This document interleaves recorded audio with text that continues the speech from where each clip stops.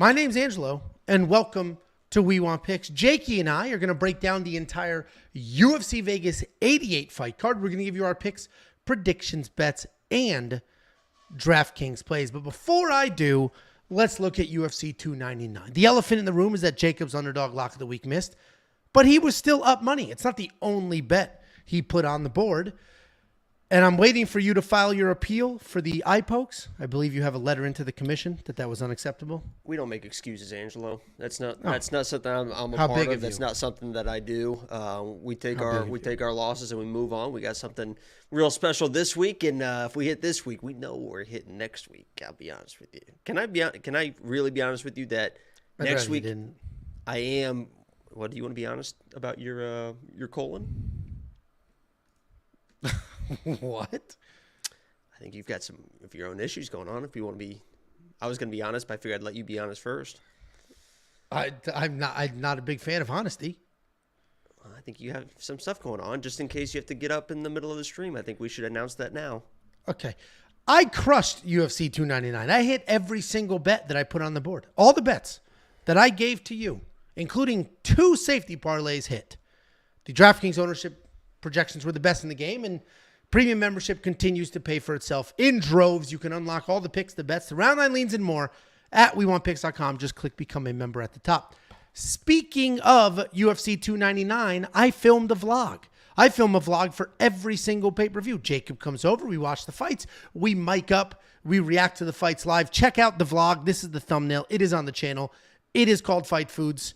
A lot of time and effort go into these damn things, so definitely give it a view. People are pissed at you that you wore shoes in my house. First of all, I don't have a no shoe policy, so nothing against you, but there have been at least 4 comments on that video. Jacob wearing shoes in the house is disrespectful. But I've never told you to take your shoes off, and if I did, I'm sure you would. Sometimes they're off, sometimes they're on. I don't know. Yeah, I've never. People seem pissed about that.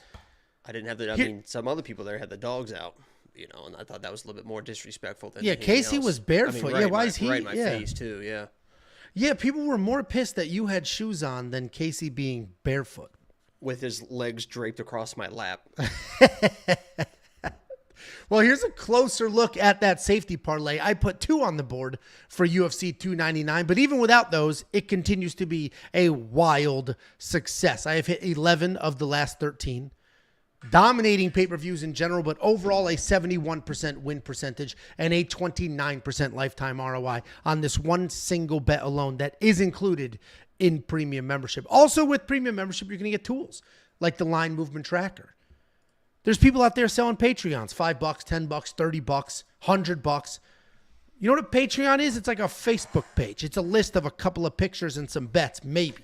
We give you Facebook's, tools. Pretty big. I don't know if you ever watched that movie. But they stole it, Jacob. It's stolen. Anyway. You would be a fan of the Winklevoss twins, wouldn't you? It's kind of tall and handsome. Yeah, it'd suck to be them. Anyway, we give you tools, not just some bets, but tools, interactive insight and information, including the line movement tracker, including the detailed data, metrics, and the analytics, every single statistic you could ever want or need. Right there on the website, you can sort it, drill in, dive deep, work your way through it, as well as the best DraftKings ownership projections in the game. In the game. We dominate Roto Grinders, Awesemo, Skotastic, all of them. They cannot compete, and this is a true objective fact. I pay somebody to put these together, and he puts them together, and he does them really well, better than everybody else, and those will be preloaded into the DraftKings Optimizer. You can unlock every single thing I mentioned, and all the things I won't mention because it takes too long at WeWantPicks.com. Just click Become a Member at the top. It's freaking $10. That's what would make it take too long for sure. If you mention everything else, it's not. Doesn't take too long already.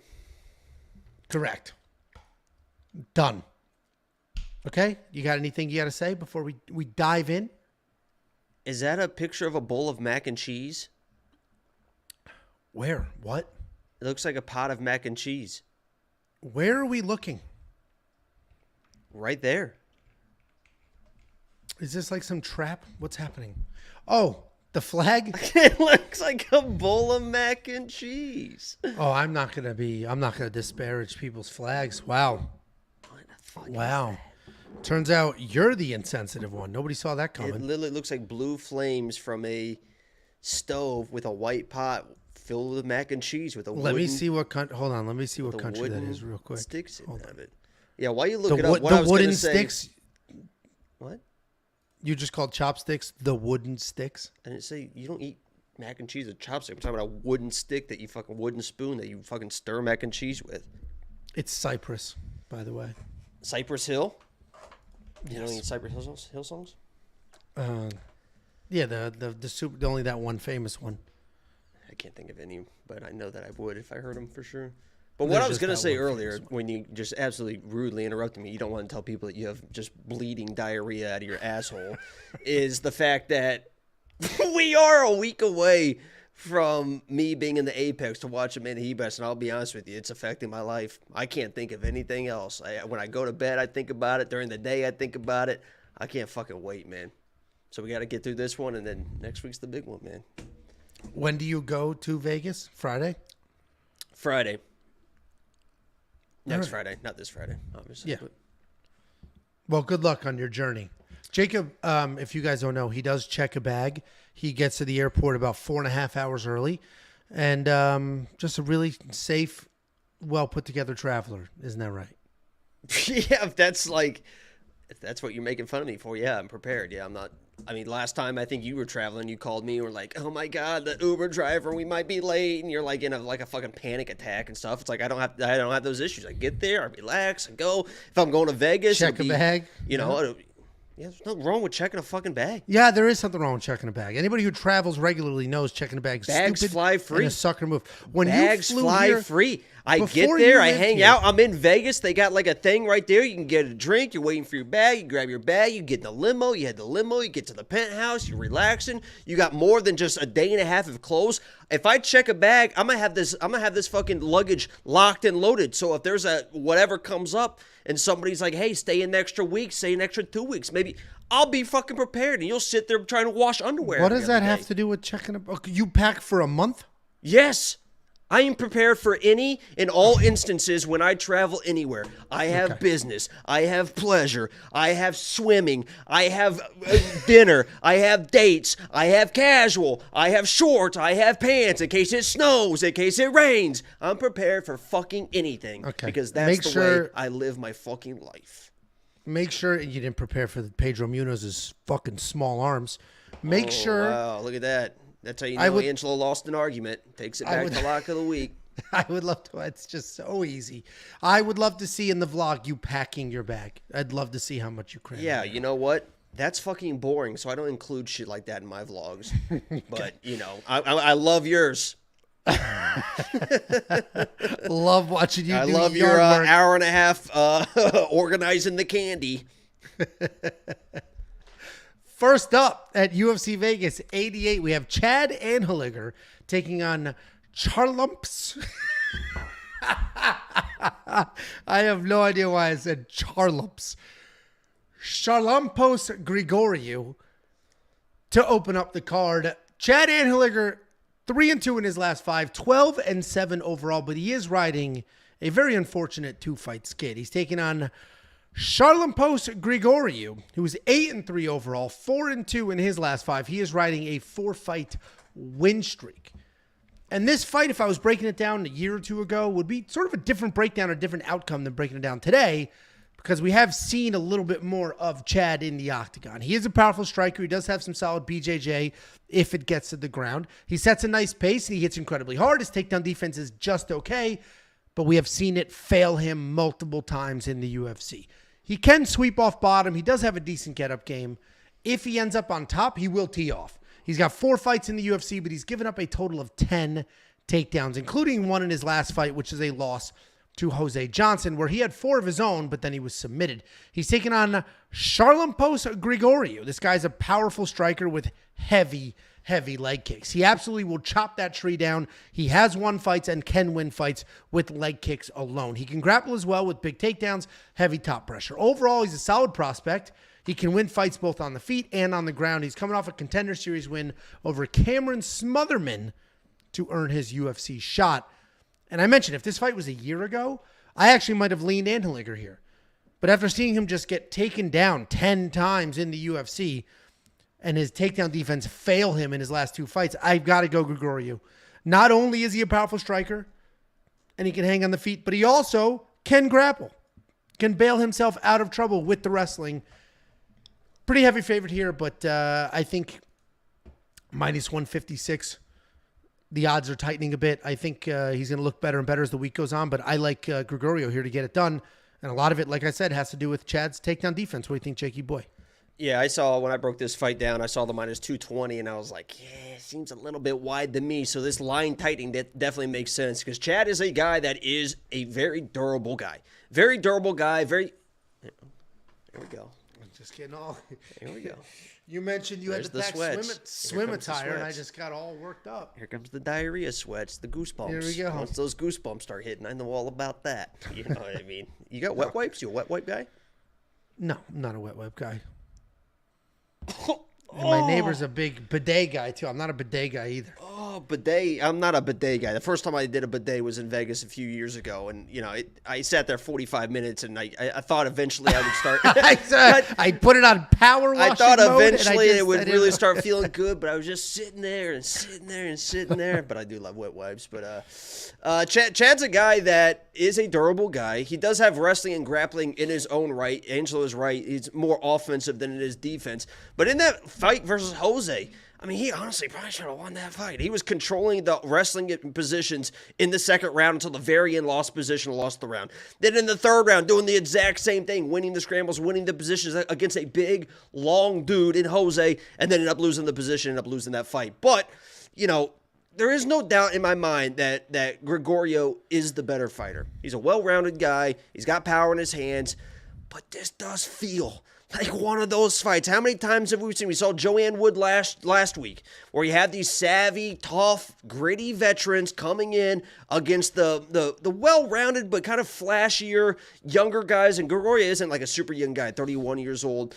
It just feels like it could be one of those fights where Grigoriou is looking good, gets a takedown, gets the control, and all of a sudden it's mid-second round, and you're like, oh no. You know, and I think that's what people are seeing in the closing of the odds. I think the Chad plus 3.5 is like minus 150 or something like that.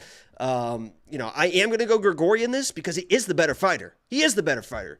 But there's something about Chad in this fight that makes me pause a little bit as far as betting Grigoriou. But he's my pick. But I respect Chad and his toughness and his scrambling ability, honestly.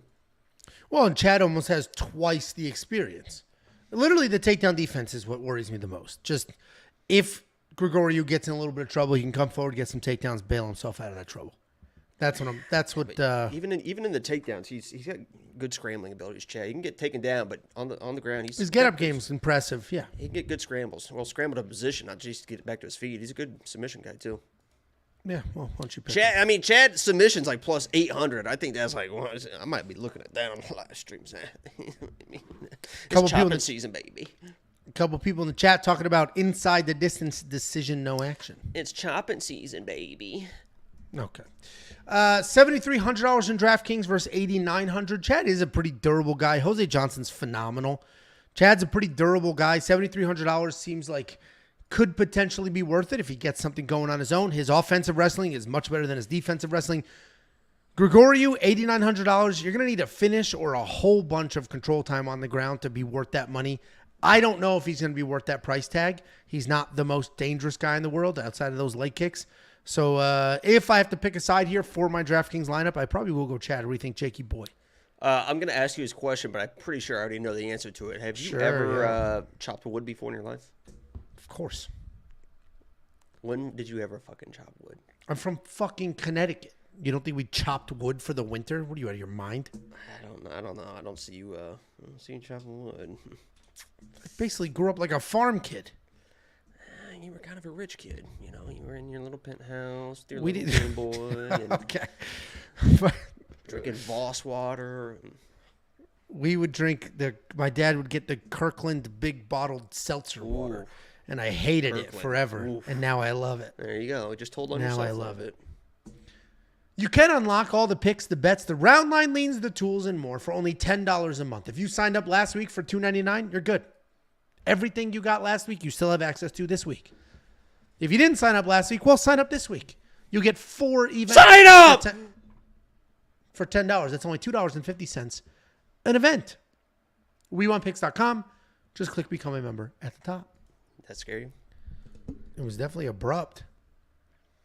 Next up, at UFC Vegas 88, we have Jaqueline Amorim taking on Cory McKenna. Jaqueline Amorim is 7-1 overall. She is 4-1 in her last 5, and she is coming off of her first UFC win. She's taking on Cory McKenna, 8-2 overall. 4-1 in her last 5 as well, riding a 2-fight win streak and coming back after a year away. During that year, she was married. Congratulations to her, and we wish you a lot of success. Cory McKenna is a very well-rounded fighter, and people are starting to realize that, which is why she became the favorite. And these odds did what they did. She's very well-rounded, ton of fun to watch. She literally does everything. She'll march forward, stay nice and tight, throwing 1-2s. Then she'll back away, start to spin, throw Superman punches, head kicks, do whatever the hell she wants to do.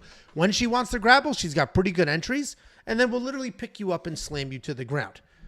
She'll work in submissions if she can. She is hittable, though, and does need to clean some things up, but she's aggressive. She comes forward, and she uses all of her tools. She's coming back after a year away. She's taking on Jaqueline Amorim. Jaqueline Amorim is pretty talented. It's actually Jaqueline. I think it's Jaqueline Amorim. Okay. Jaqueline Amorim is pretty talented. Slick grappler, has blast doubles, really nice takedowns, and a myriad of submissions. She also got some power in her hands, and it is a genuine threat. She can knock you out if she catches you, especially at this weight class. She comes forward like a buzzsaw. She cuts through most things that are in front of her. Her striking is wide and raw, which is how she generates that power, just sort of bombing them. You don't see too many people at her weight who do have that kind of power. But again, it is a bit sloppy and a bit loose. Jaqueline definitely can work in some takedowns, and when she does, she can have some success. She's coming off that bounce-back win over Montserrat Ruiz, where we did see improved cardio, which was very, very important because in her UFC debut, their cardio was a major, major issue for her. The only thing that has me questioning if I bet on Cory McKenna here is that layoff. She got married, and that sounds like it's no big deal, whatever, but priorities Marriage shift. Sucks. Oh, Priorities shift. Yeah, that's why you're not even. Why even go on a date? That might lead you to marriage, and you don't want that. It's a fucking slippery slope and a dangerous game. As fast as these girls fall in love with me, I can't risk anything. I gotta lock this thing down, baby. I mean, just even at the gym, I'm like, no. I wear shirts that are like, please do not talk to me because I go out in public and they start fucking swarming. So, no, it's definitely the shirt which keeps people away, and not the Midwest face chopper. or the hair color or anything. I'm getting a nice little tan going. Well, that's just more freckles. Anyway, your priorities change. You get married. Maybe she's trying to have kids. I don't know. I don't know her life. But I do know that she's in a different country, right? She's not an American, but she's living here. She got married here. She might be trying to start a family here, and it changes a whole lot of things. You think that she's a worse fighter because she might be having frequent sex, Angelo? Well, literally, people do think that can be the case. But my point is, I don't know what her priorities are. She did take a year off, and she might be, okay, this one fight, and then we'll have a kid. I don't know. I do know she's the better fighter. I do know she's got plenty of cardio. I do know she's got plenty of ways to win. She can come forward. She can wrestle and avoid the nonsense on the ground. She can strike. She won't have the same power as Jaqueline, but she will be busier and more creative with the strikes. I do think Cory McKenna wins. I said that in the quick pick video. I picked her to win before she was the actual favorite here. Wow. And I think at minus 128, she still makes some sense. And not going to be for much longer. Minus 150, 60, minus 170. All of a sudden, that doesn't make sense because Jaqueline has power in her hands, has very good offensive wrestling, and very good submissions. The only reason Jaqueline is 4-1 in her last 5 and not 5-0 is because of the freaking cardio, which looked like she fixed in her last fight. What do you think, Jakey boy? Listen, you were speaking very highly of Jaqueline, and I get it. Right? I mean, you might have fallen into the trap of her being just a beautiful Brazilian female, and you want to give her the props in case she watches this video. And listen, I guess I kind of understand it. I'm going to keep it a little bit more professional because I am going to a fight next week, watching one of my favorite fighters. So I'm going to be as unbiased as I can in this breakdown. Jaqueline is a jiu-jitsu nerd. That's what she is, right? She is a jiu-jitsu nerd. That's what she wants to do. She will even pull guard to get in those situations. What worries me in this fight is even the improved cardio that you mentioned against Montserrat. To start that second round, she was still pulling guard. I mean, she just abandoned the takedowns, got in a clinch position, pulled guard, and luckily for her, Montserrat is a very tiny girl, so the sweeps on her were very, very easy. The sweeps on Cory are going to be much more difficult. And Cory, damn it, if you're Cory, you just fucking strike. Just strike with the... There is no reason for you to wrestle in this matchup. And if I could have a signed piece of paper that said, I will not wrestle, I will not engage in a clinch position, I will not do anything except for keep range and strike with Jaqueline, then I would put millions and millions of dollars on Cory McKenna because she doesn't have power, but she has way better striking than Jaqueline. Jaqueline is slow, she's got a nice little kick, but she is not going to be able to hang in the striking, and she will definitely gas doing that shit. But I believe that Cory McKenna is going to wrestle. That's what she does. That is what she does best, is wrestle, top control. And in those top control positions, she leaves a lot of space. People don't sweep her very easily, but these are not Jaqueline underneath her trying to sweep her. And when you leave space, there's opportunities to get swept. I believe this fight will go to the ground. I believe Jaqueline will get the sweeps that she needs. I don't know if she's going to get the takedowns because I don't love her takedowns. But I think it's going to go to the ground. Jaqueline's going to get some sweeps that she needs, and I think she can win this fight. So Jaqueline is my pick, but I don't know why Cory would have run. I mean, this is like when you're fucking fighting Paul Craig. It's like, just don't do it. Just fucking don't do it, and you're going to win. I hear you. Sometimes it's in their DNA, and Cory will wrestle well. She'll pick you up, slam you down. Like she is the perfect embodiment of that gym. That's how they fight. They're aggressive on their feet. They're aggressive in their wrestling. They're just an aggressive team. And she's not as technical as like a Song Yadong, but she is. She is a good technical striker, and she's learning to be an aggressive wrestler as well. So I like Cory to win, and I think minus 128 where she is right now is probably the biggest favorite she can be before it's like, too many risks. Minus 128, we're close to even. I don't think it's that crazy. But, yeah, beyond that's a bit much. You don't see the minus sign there. But Jaqueline Amorim opened as a minus 140 favorite. And then the line flipped. Yeah, and the issue, too, with Jaqueline is she's not like you go to the ground and she's submitting you, right? She has good control, but she wasn't submitting. I mean, even Montserrat, she wasn't even submitting her. It came to Montserrat being tired and mounted and then TKO'd, basically. So, Cory should be able to survive. But, I'm leaning Jaqueline here for a few reasons. Nope. I hear you. We have $8,000 in DraftKings or $8,200. The only way Jaqueline Amorim is worth that $8,000 is if she does pull off that submission, because I don't think her offensive takedowns will get it done here. I think Cory can defend the takedowns, but to your point, if Cory takes it to the ground and all of a sudden Cory Poppins is wrestling, Mary Poppins, yeah, ends up on the ground, then yeah, maybe it's a little different. But I think $8,200 for Cory in DraftKings may be worth it. What song is this? There's no way you know the Mary Poppins song. Go down, medicine, go down. Just a spoonful of sugar makes the medicine go down in the most delightful way. You don't know that song? No, what is this? Is there a stain? What is that? This says Isaac Bulgarian, and this is Midwest Chopping. Oh, that's sweet. It's fucking badass. Yeah, fucking badass. Hey, we go buy some shit, man. Yeah, go buy some shit. Well, if you speaking of buying shit, why don't you go buy yourself a premium membership? It's only $10 for an entire month. You will unlock all the picks, the bets, the round line leads, the safety parlay.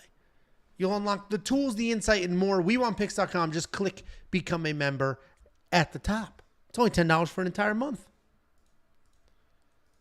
Next up, at UFC Vegas 88, we have Josh Culibao taking on Danny Silva.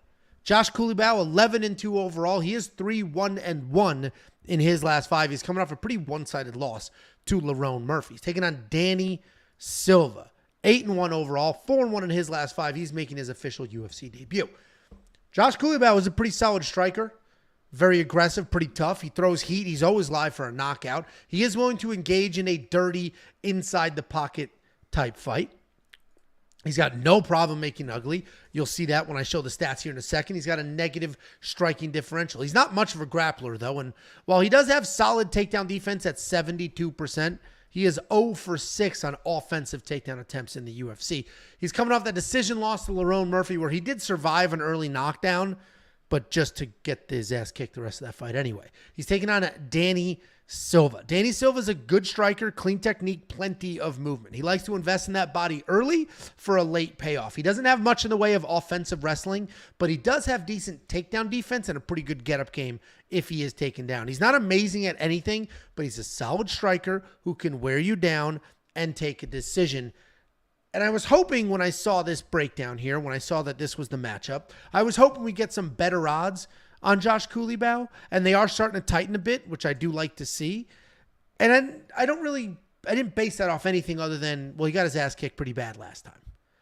And actually 2 judges gave Josh 8-point rounds, meaning he got 10-8'd on 2 judges' scorecards. So I thought maybe there'd be some carryover, right? This sport is, you're only as good as your last fight, and he wasn't very good in his last fight. But looks like people objectively looked at this matchup and like, yeah, Josh is the better fighter, which he is.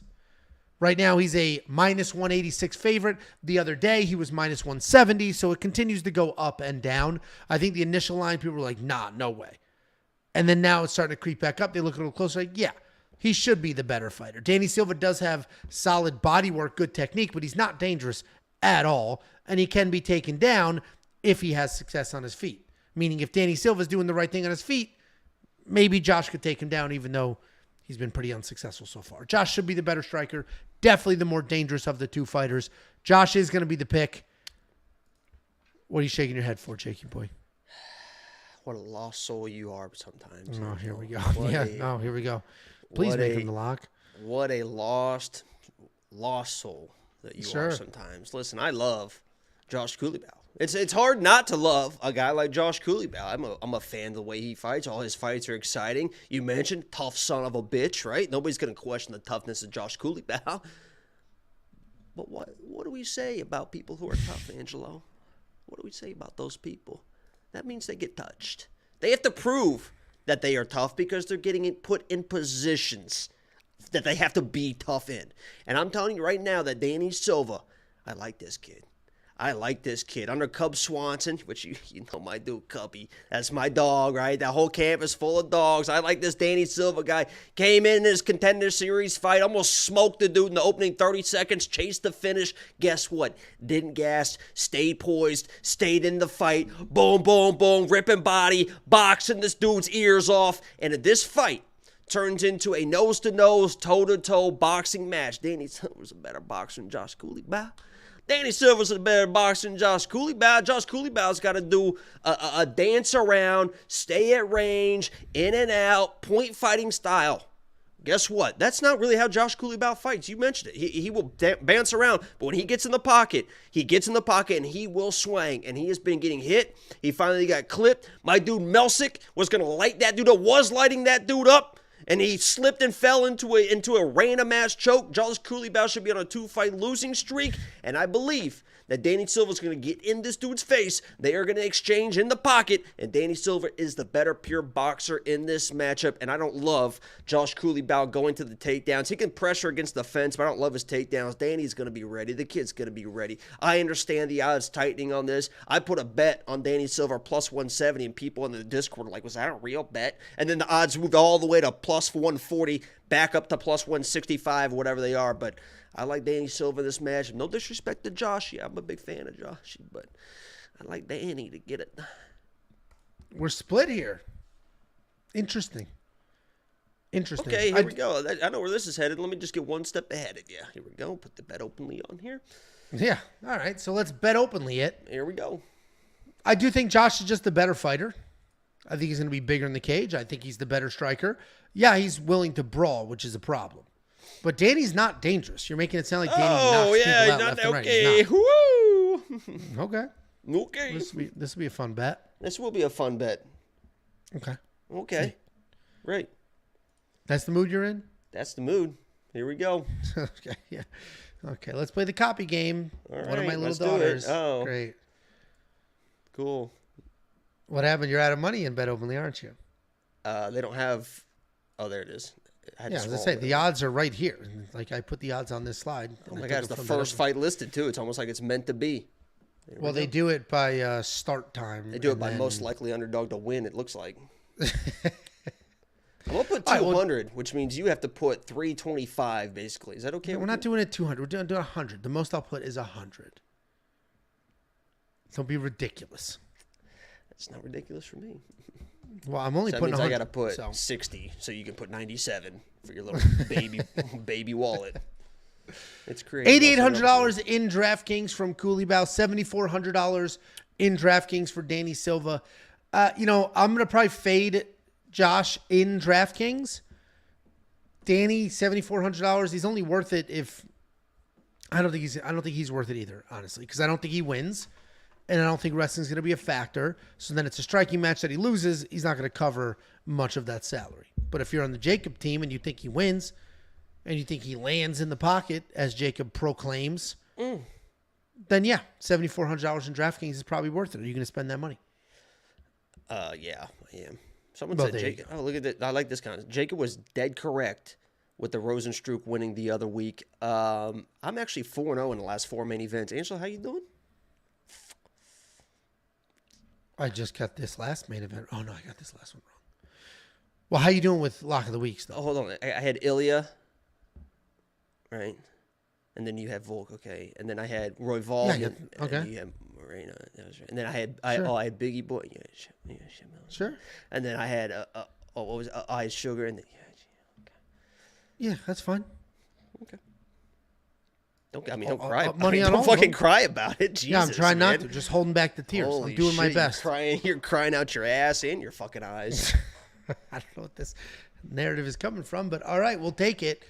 If you do want to donate to the We Want Picks Fund, in return, you will unlock picks, bets, tools, round line leans, anything you could ever want heading into a fight week. It's only $10 a month. Just go to WeWantPicks.com, click Become a Member at the top, and we'll give you every single thing you could ever want or need for every single event in an entire month. That's 4 events, $2.50 per event. Per event. Every time you say that out loud, I literally, if you're sitting there, like every time you say that out loud and I sit here and think about it, I'm like, a little absurd, honestly.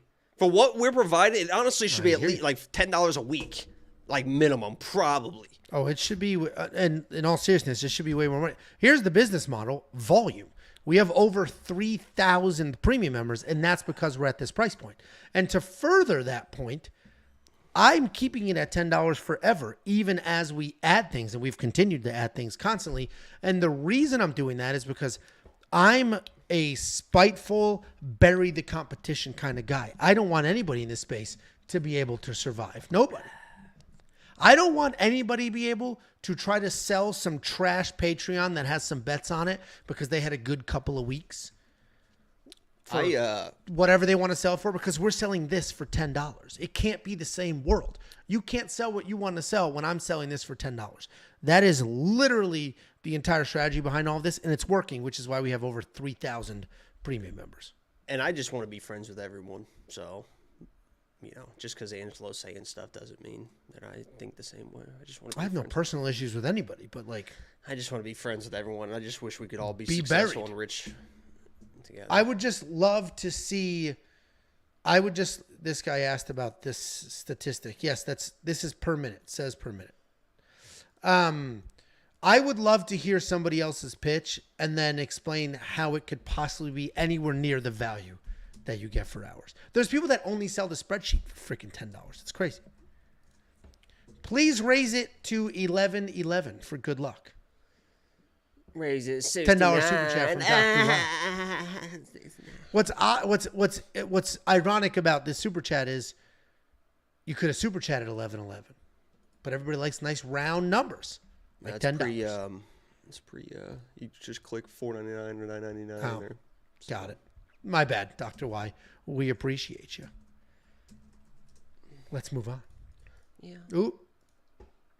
Next up at UFC Vegas 88, we have a new matchup here. We have Thiago Moises taking on Mitch Ramirez. Thiago Moises 17-7 overall. 2-3 in his last 5. He is coming off that pretty one-sided loss to Benoit Saint Denis. He is taking on Mitch Ramirez. Mitch Ramirez 8-1 overall, 4-2 in his last 5. He is making his short notice UFC debut. You've seen Thiago's name before. He's been around for a while. He's fought some of the best people in the division. How old is he? Do you know? Without looking. The only reason I know is I have it in my notes. Yes. He has fought some of the best people in the division. He has been around for quite some time. And he's very well-rounded. He's a slick grappler, does a really good job staying dangerous while being composed. He's always going to maintain position first and then work towards a submission. Not pounce, not try to create a scramble, just work methodically towards a submission. And even though he is primarily a grappler, he averages about 1 takedown per fight. He has technical striking, and he can hang with most people. He uses low kicks to set up takedowns. He's surprisingly young, given his experience, especially that experience in the octagon.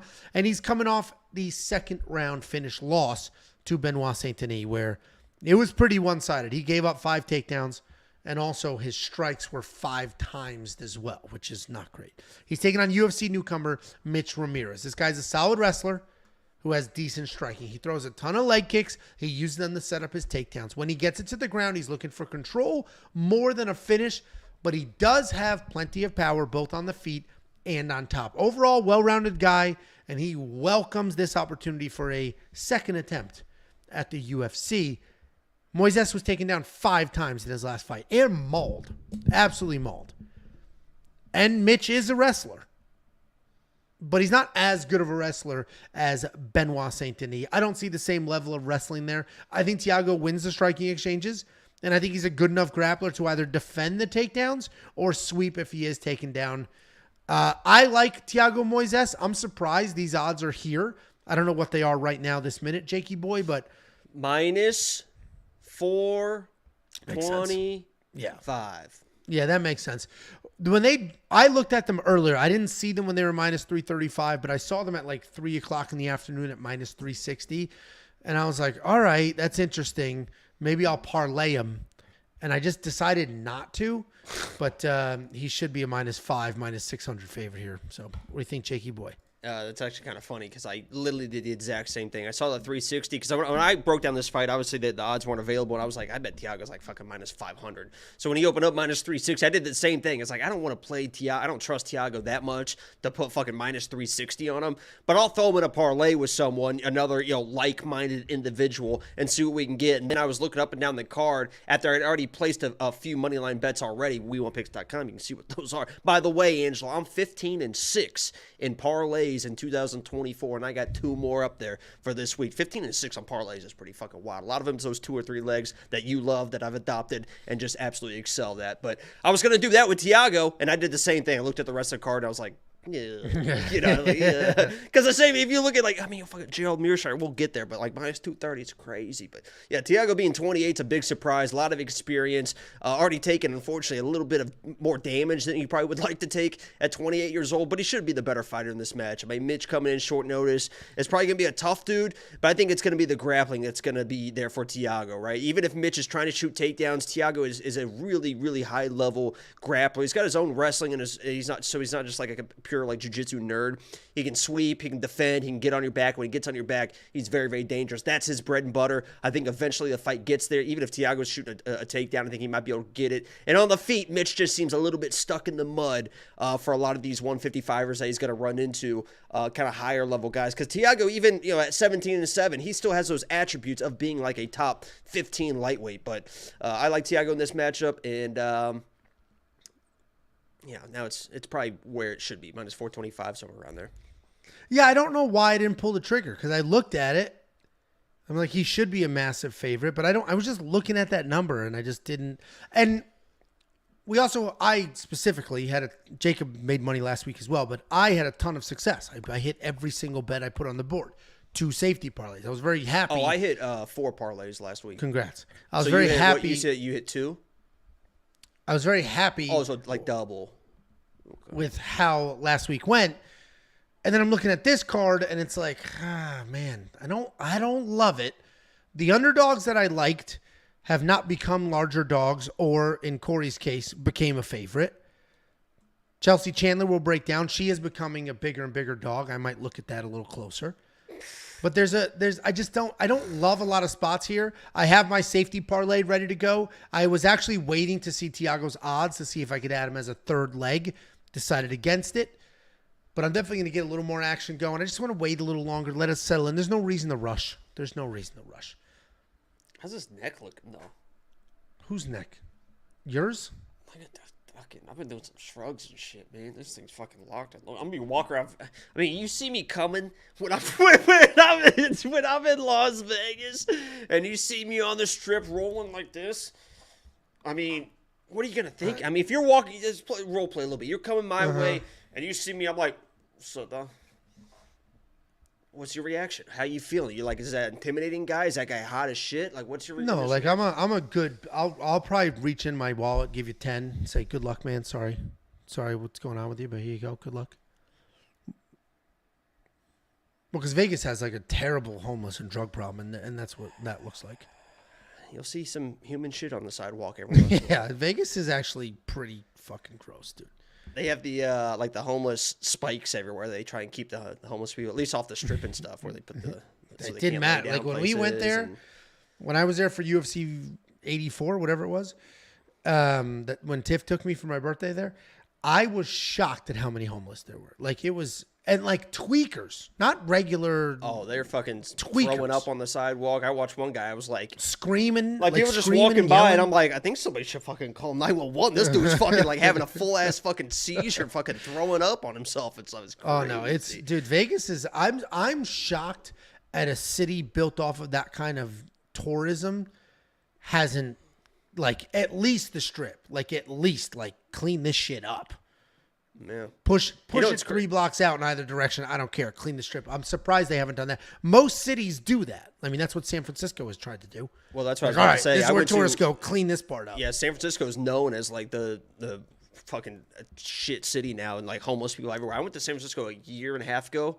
Literally in San Francisco, I went to San Francisco Giants Dodgers game 5 for the playoffs, and Giants lost, unfortunately. But I walked back to my hotel.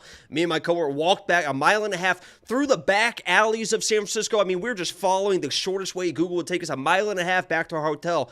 And I saw like one homeless person. I was expecting to have to like fight for my life in the back alleys and stuff. And it was like just a normal city. So I was like, what the fuck? Yeah. Must have been a different area than. No, I think they've pushed the homeless outside of some of the tourist areas. But anyway, no, and it's not, I don't know. I was surprised that, like, homeless doesn't bother me. It's going to New York my whole life. That doesn't bother me. I don't care about that. Dude, that's what I love about Indianapolis. The tweakers is what bothered, like, screaming. We went into the mall screaming and yelling like tweakers. Yeah. Well, that's like, what I loved about ask for money, you keep walking, you get screamed at. It's like, about Indianapolis is when I lived there. It's bad. It's kind of bad now, but when I lived there was like there was never any homeless people in Indianapolis. It's fucking beautiful. Anyway. Yeah. Well. Oh, like the stream. People are saying that if you get this up to 200 likes, that I'll start singing, and it might be possible. So like the stream if you haven't already. Okay. That's what they're saying. They're literally saying that. It's not me just making it up.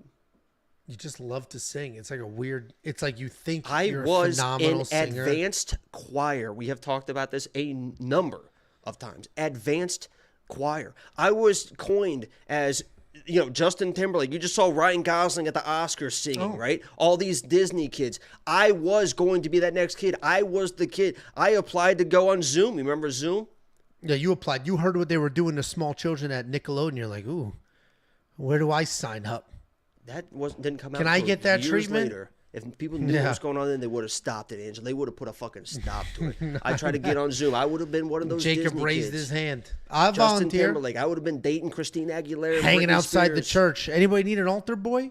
I'm trying to have like a normal conversation about Disney, and you start talking about pedophilia. And you're volunteering like a tribute. I'll take his spot. Like the stream. I don't know. Sorry, guys. I mean, half people probably left. So I'm trying to talk about singing, and Angela's fucking being weird. Katniss Everdeen, just saving some poor kid, volunteering your own body. Sorry, guys. For sacrifice. Sorry, guys. Next up at UFC Vegas 88, we have Jafel Filho taking on Osbourne. Jafel Filho, 15-3 overall. Where do you get the extra I in Filho? I didn't. I said Filho. You didn't. 15-3 overall. 4-1 in his last 5, coming off the first round submission win over Daniel Barberena. He's taking on Osbourne. Osbourne, 12-6 overall. 3-2 in his last 5, coming off the submission loss to Asu Almabayev. This is another interesting fight. This line has widened, and it's actually surprising to me because I think I respect a little more than the bookmakers do or the people betting in this spot do, because I think Ode's pretty solid. He's a southpaw striker. He uses range really well to keep people at the end of his punches. He's got a ton of power, great finishing ability, especially at 125 pounds. He has 5 wins in the UFC. He's got takedowns in 3 of them. He is coming off that loss to Asu Almabayev, where he was walking Asu down, but he got taken down pretty easily and then submitted. But we now know that Asu is wild. We knew his striking was wild, but like his wrestling is wild. He would just come forward, shoot whatever takedown, scramble heavy. Like Asu seems to be the real deal. And I'm surprised that watching Asu beat CJ Vergara the way he didn't help Ode's line here. And yeah, Ode was submitted and CJ wasn't, but they're very different fighters, and CJ's twice the size of everybody. Anyway, Ode's taking on Jafel Filho. He's a very fast-paced guy. He will engage in a firefight. He'll look to work in some takedowns as well. He can get wild in his striking, but he's fast. He throws heat, and he uses it to work in some takedowns. His takedown defense is solid. Offensive takedowns are solid as well. He's mostly looking to strike early, but if you do pressure him, if he doesn't like what's going on, he will start to grapple. He famously had Muhammad Makayev's knee in the absolute wrong direction. He should have won that fight. It's crazy that he didn't. And now he's coming off the first round submission win over Daniel Barberena last summer. Jafel Filho, decent favorite, -180. If you're new to betting, you don't really know what those odds are. That means you would have to bet $180 to win 100. So almost a 2-1 favorite here. And that's a big size favorite over a UFC vet like Osbourne.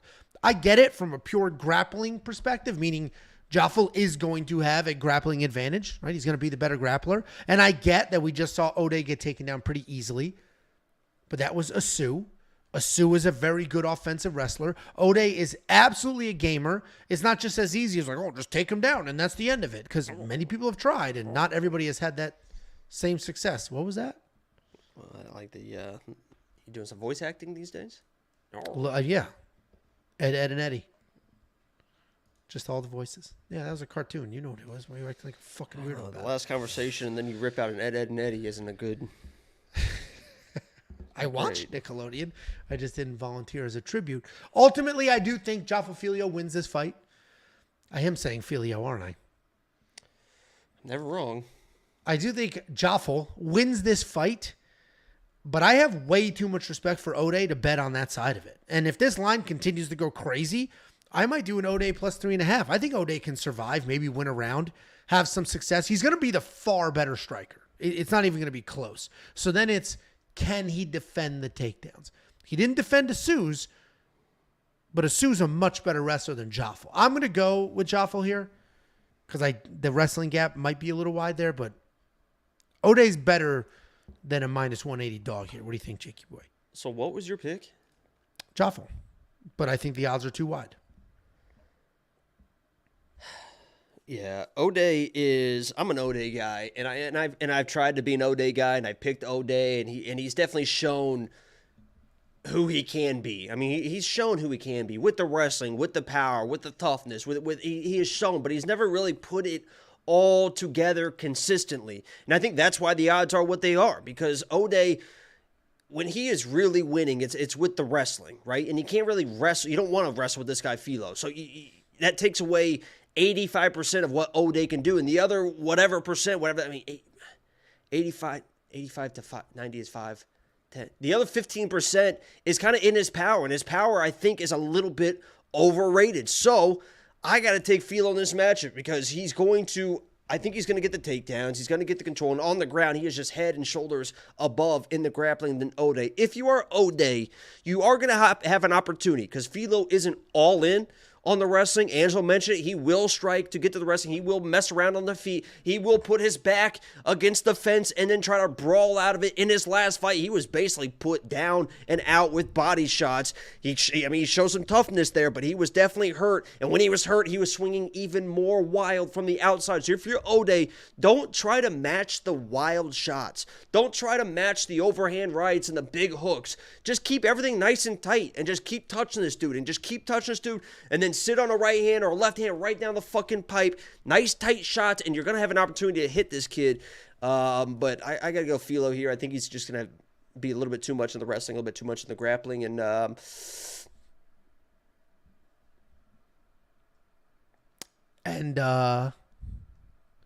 what was that? You're not going to gaslight me into pretending you didn't just end your sentence with an and. Okay. All right. Sure. I know what I heard. I also thought you weren't saying Fialo, too. And then I realized it and corrected it because that's what normal when you human watch this back, do. You're going to be like, oh, whoops. I guess I was daydreaming. I literally said I am You're saying a little, it wrong. You're a little dehydrated. I actually am extremely dehydrated. Do you see how fast I drank this Propel? I'm extremely I bet it comes out even faster. I don't know why you're obsessed with my digestive tract right now, but it's a bit odd. You ever seen them unlock the Hoover Dam? No. You never went to the Hoover Dam? I don't think so. It's right outside Vegas. Yeah, I know where it is. Oh.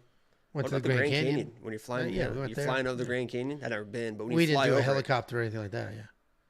Helicopter? Well, they do helicopter rides there. We didn't do that. I didn't even know. I'm not in that tax bracket, I guess.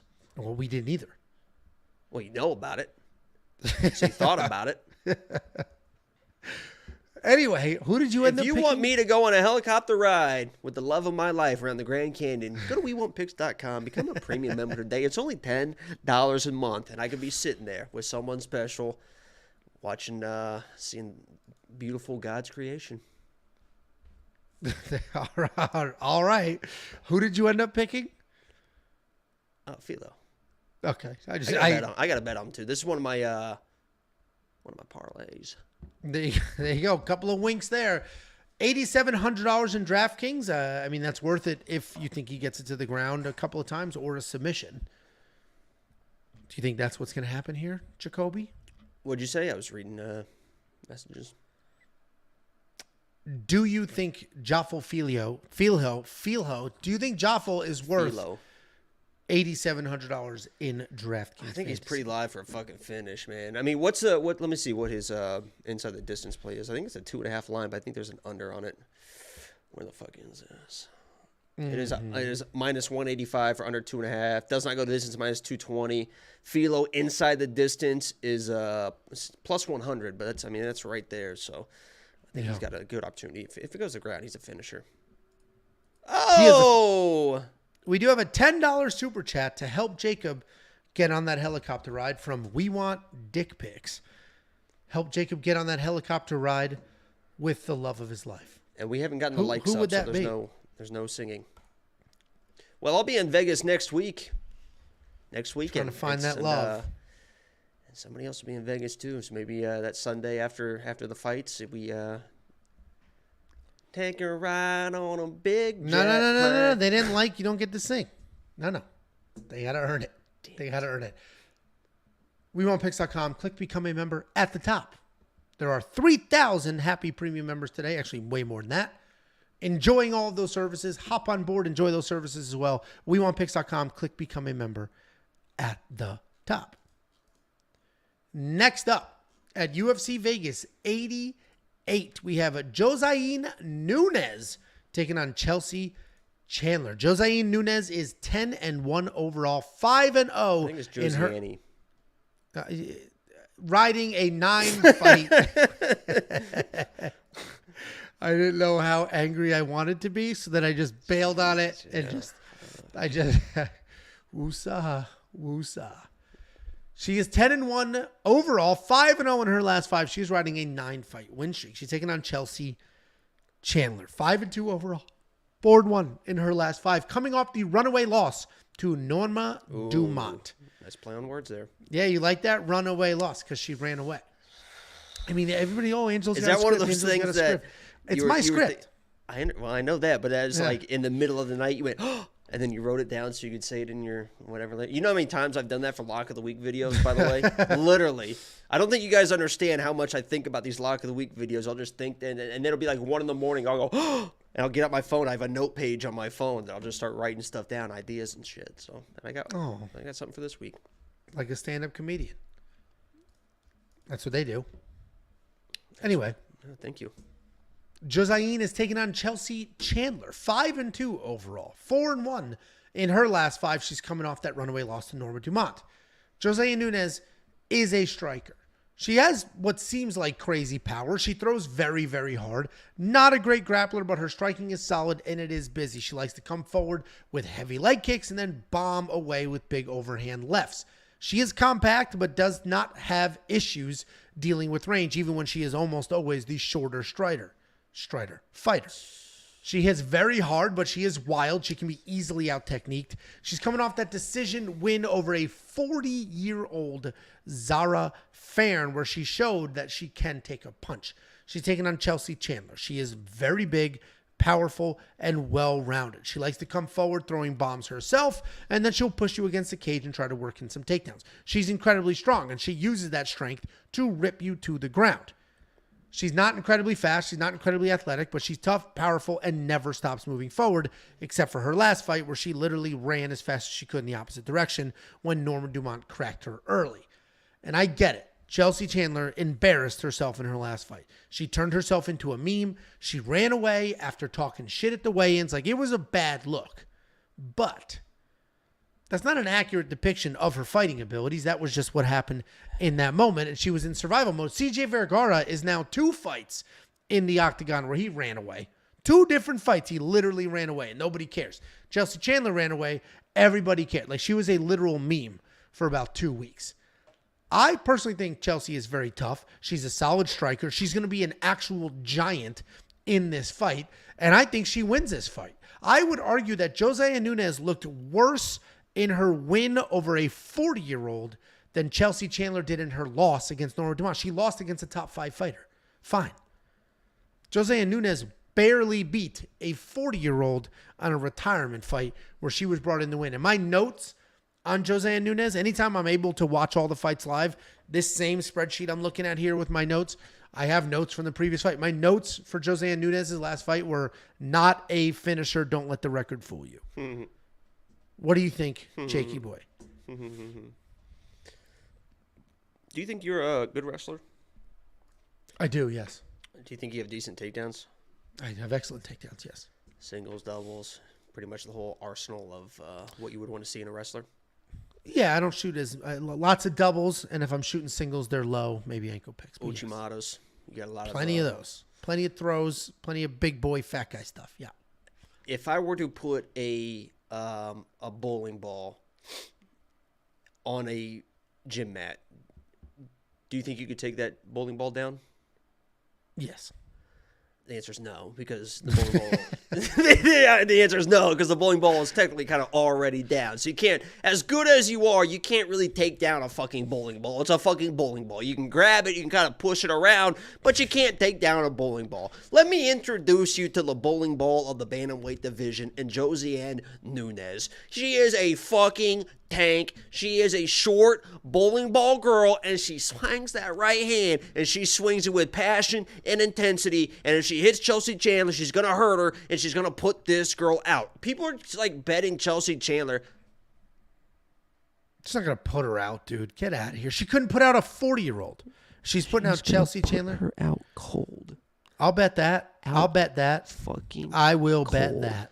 People are talking about Chelsea Chandler like, oh, she's big, and that's why she's going to win. She's big, and she's going to get takedowns because she's big. Every single girl that Nunes has fought is bigger than her. She's fucking tiny. She's teeny tiny, but she's got a fucking cannon of a right hand. And what she proved in her last fight versus 6'7", whatever her name is that she can hang in there. Then even when she's not getting those early finishes, even when she's not landing, she can hang tough and win decisions as well. She's not a quitter. She's not a pussy. She's going to swang and bang. She's going to connect on Chelsea. She's going to hurt her, and she's going to TKO her. My girl, Josiane Nunes, is coming back with a vengeance and going to take over the bantamweight division. Everybody better watch out. You better watch out. Dude, Raquel Pennington. You didn't think she sucked in her last fight? This is a crazy breakdown, dude. That's Raquel Pennington. She's sitting there. She's seeing the water shaking. Dum, dum. Who's coming for the belt? Who's coming for the belt? Dum, dum. It's fucking Josiane Nunes coming for that bantamweight belt, baby. No, that's a terrible breakdown, dude. Legit, a terrible breakdown. I can understand if you want to be on the Josiane side and she hits hard. Josiane. And the bowling ball analogy, fine. That's fine. But pretending that she's good and a finisher is crazy. She's not a finisher. She's not very good. She just bombs. Can't wait for this. She just bombs. I'll bet this one. Throw another $100 on Bet Openly. I'll bet this one too. Fuck it. Okay. I mean, I hate the... only one of the kids can go to college, but you also insisted. The only one was probably going anywhere. you probably which one, Jacob? Which one of my kids would go to college and which one won't, and why? No, I'd like to hear it. Which one? I think it's no. There was one because the one that you think is stupid is very coordinated. Well, and we'll go one for that free. was just standing on the couch going. That's not true. That's so not true. I'm just like, excuse, I'm trying to what, like doing the haka or whatever it's fucking called. I think that one is gonna struggle. Anybody watching this, that's just not true. They're both very sweet, smart girls that are advanced for their age. I'm putting 150 on. Is that okay? Cost you 122. My problem is you were insisting. No, 100. My problem is you were insisting that Josiane wins by finish. You were insisting on it. I'll just take money line instead. I mean, it's better for you. Otherwise, you're going to give me like plus 700 odds, Angelo. This is a better bet for you. What's Josiane Nunes by finish? Why are you trying to get better odds for me? I'm just betting money line. Because I don't think she wins by finish.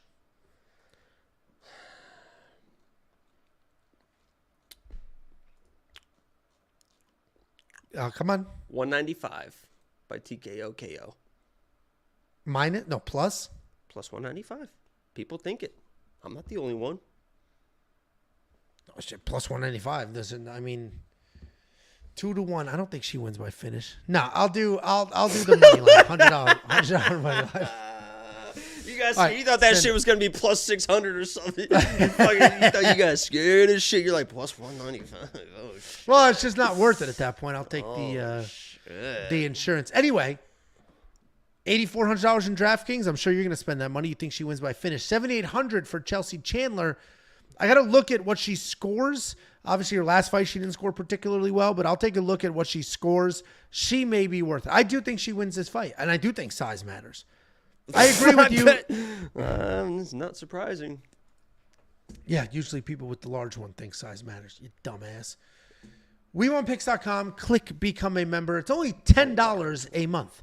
You're going to unlock anything you have ever wanted or needed heading into a fight week. We do have a couple of, not necessarily super chats, but things that happen. Reese McCullough celebrating his 7th month of membership. Warwick Davis is Josiane's father. Who's Warwick Davis? Oh, is that the fucking... Hold on. Is he the dude from Willow? Like the stream. He is the dude from Willow. Yes. Well done. Well done. And then a $10 super chat from Brian Fisher. Glad to be a new member since yesterday. Brian, very welcome. We appreciate you. Thank you for the super chat as well. And you will get 4 weeks of membership with that. Welcome to the show. Damn, he was an Ewok too. He's in a hilarious... He's in a show... Harry Potter and stuff. I didn't know he was a fucking Ewok. There's a show I'm a big Ricky Gervais guy. There's a Ricky Gervais show. He wrote it. He's only in it for a little bit, called Life's Too Short with Warwick Davis, and it's awesome. It's just about, Warwick plays himself. It's a hilarious show. It's unbelievable. I think it's on Amazon. Check it out. It's old, but it's funny. I have elevated humor, so that's why I like it. Jacob likes cartoons. Next up, at UFC Vegas 88, we have Natan Levy coming back after more than a year away, taking on Mike Davis. Natan Levy got that iPhone hairline. What? With the notch. The old Natan Levy, 8-1 overall, 4-1 in his last 5. He is riding a 2-fight win streak. He's taking on Mike Davis, 10-2 overall, 4-1 in his last 5, riding a 3-fight win streak. Mike Davis is a very fast, very athletic striker with very real power that transitions to his wrestling. His kicks are incredible, and he will just double tap the body and then hit the head before putting that leg even back down to the mat. He's incredibly well-rounded and has showcased that in his last 3 fights where he had a combined 14 takedowns. He's coming off that win over Slava Claus, where his wrestling was on point and so was his fight IQ. He's taking on Natan Levy. This guy is a nonstop grappler who is averaging an insanely impressive 5.37 takedowns per fight. He has slick takedowns, slick BJJ, and continues coming forward no matter how tired he is. His striking is just okay, and unfortunately isn't enough to get him through fights on its own. He needs the takedowns and he needs the grappling. He's had 15 takedowns in this 2-fight win streak, but still managed to give up a round in each one of those fights. And we have 2 guys coming off very long layoffs, but for different reasons. Natan Levy, there's a war at home. He had a couple of canceled fights, but that war, according to his Instagram, I don't know him personally, has deeply, deeply affected him, understandably so. Mike Davis is coming off a long layoff because of a few nagging injuries. Mike Davis is also used to coming off long layoffs. Between his last 3 fights, he had more than a year layoff. He's not a very active guy. He fights, takes a year or so off, and then comes back, fights again, and then repeats that cycle. I always do these breakdowns without looking at the odds. And when I did this breakdown, I assumed Natan would be a favorite here. I figured he's got the name recognition, if there is any name recognition here. I figured they would love the aggressive wrestling, the little win streak there. I wasn't even close. Yeah, I'm not done. I'm not done. Am I done? Bad on the next one. I'm trying to think if I finished my breakdown or not. Well, I think you should be done. But he's not the favorite. Mike Davis is the favorite at 3-1 odds. And I guess that makes sense because he's got the better striking. Most people do. And then on top of it, he has very good offensive wrestling. Mike Davis could come in here with the exact same game plan that Rafa Garcia had when he beat Natan. Get the takedowns, avoid the jiu-jitsu. Get the takedowns, avoid the jiu-jitsu. And I do think that's what Mike Davis is going to do. I do think he's going to win. He is the pick. I'm not touching these odds, though. All of a sudden, Natan shoots first. I've said this 1 million times over. It is easier to finish a takedown than defend the takedown. If Natan's the one shooting first, pushing that pace, well, then all of a sudden, Mike is backing up, and his wrestling won't matter anymore. Mike Davis is going to be the pick, though. What do you think, Jakey boy? Yeah, it's interesting that you do pick a guy like Mike Davis against your boy, Natan Levy, because you were pretty... when Natan Levy was fighting that bum who's been cut, Pete Rodriguez, yes, I was very heavy on Natan. You were speaking very highly of Natan Levy, and then he comes into this matchup, and then you just abandon your boy. That's something that I don't agree with, and something that I don't do. I have my fighters, and I stick to my fighters through thick and thin. And sorry, before I forget. In Pat Sabatini's last fight, who did you bet on and pick? Mr. I don't abandon my boy. I'm just trying to remember. Yeah, I don't abandon people until they abandon me. And Natan Levy has never given you a reason for you to abandon him. But Pat Sabatini gave me a number of reasons for me to abandon him. Sure. So there is I don't let people down. They let me down, Angelo. And then I will move on. I will cut my losses. So that's much, much different. Mike Davis is the better fighter. He is the better fighter in this match. I mean, he's a better fighter. He's a dynamic striker. He's got the wrestling. Everything that you would want in a fighter is Mike Davis. I wish he was more active, man, because he's good. He is good. And if he was more active and getting more fights at 155, he could be one of these guys in a top 15 mix, mixing it up. All of a sudden it's like, oh, Mike Davis is like a ranked number 8. Who wants to fight Mike Davis type of thing? But he's just not active enough. He should win this fight. But I will say, when he is not getting the takedowns, and let's say Natan is coming in with motivated and good takedown defense. He's able to stuff some takedowns or make him work in the grappling. And Mike's not like a gassing type of guy, but let's say he gets a little bit tired and wants to take a little bit of a break in the striking. Mike Davis is a guy that will just he does a lot of staring. Right? In a lot of fights, he will do a lot of just kind of staring. And if he's like, it's a close first round, then you're in the second round, and then it's like, oh no, Mike, you got to throw some more strikes, man, because this is a close fight. I know Natan's not going to give up. Natan will start to slow down, but he's not going to give up. I'm not saying Mike's going to give up, but I'm saying at these minus 300 odds, I like Mike. And he is the better fighter. And he is going to be my pick. And I did put money on him at like minus 230, minus 240, something like that in a parlay. But, minus 300, something like that, there could be a point where, I don't know what these little are. I'm just enjoying the show. Thank you. I do put on a show. I don't enjoy when you talk, but I'm glad that you enjoy when I talk, Always. No, huge support of the channel. Appreciate both you guys, even though one of you's got an iron deficiency. You touching yourself? Nope. Can you finish your breakdown, weirdo? I'm the weirdo. The one talking about Disney fucking volunteering to be. First of all, Nickelodeon. And it's like a major thing right now. It's a very topical humor. It's Disney. I was talking about being a Disney kid. I know. And then I said it was Nickelodeon. I transitioned to Nickelodeon, which is very topical and that's where you struggle, Pay attention. Angelo. You try to make these analogies to be funny, and you really struggle to make something. Can you finish your breakdown? You struggle. I finished my fucking breakdown, dumbass. Turd. Jesus, Mary. Mike Davis. You going to spend the $9,200 in DraftKings? Fuck no. No, top 8 in the world. What are you talking about? I'm the one that said I wouldn't pay minus 300 for him. But you also said he's going to be top 8 in the world. No, I didn't. I said if he was more active, he could be a guy in the mix, but he's not active enough. Again, try to fucking listen, Angelo. It's hard to. It's honestly hard to. I bet you are hard. Listen to me. See, then you say weird shit like that, man. It's bizarre for sure. I mean, there are other people. There are other duos that break down fights. They keep it cordial. They're respectful to each other. I'm not doing anything. They don't know each other in real life, but they like pretend that they're like, we're the guys. Ooh, jab, jab, funny jab. We're the guys. We're funny. But honestly, I think they got it right, because I get on here with you, and then you start saying this weird shit. It's tough, man. I was breaking down a fight, and then you started talking about God knows what. Just asked if you were done. I laughed at your breakdown. I thought it was humorous. And actually, I was not talking about Fight Night. Fight Night picks knows each other. Wasn't talking about them. Talking about these other turds that just link up like boy bands. You make content, I make content. Let's do a show together. Boy band. Well, sometimes those work out. I mean, I was a big... They haven't. Were you... Backstreet Boys or NSYNC? Backstreet Boys, and I've regretted it my whole life because NSYNC ended up having the better career overall. Well, but I was Backstreet Boys for sure. Yeah, Backstreet Boys is a better group. NSYNC obviously had the big. They had more power. Hits. They had more power with Justin Timberlake, but Backstreet Boys is definitely the.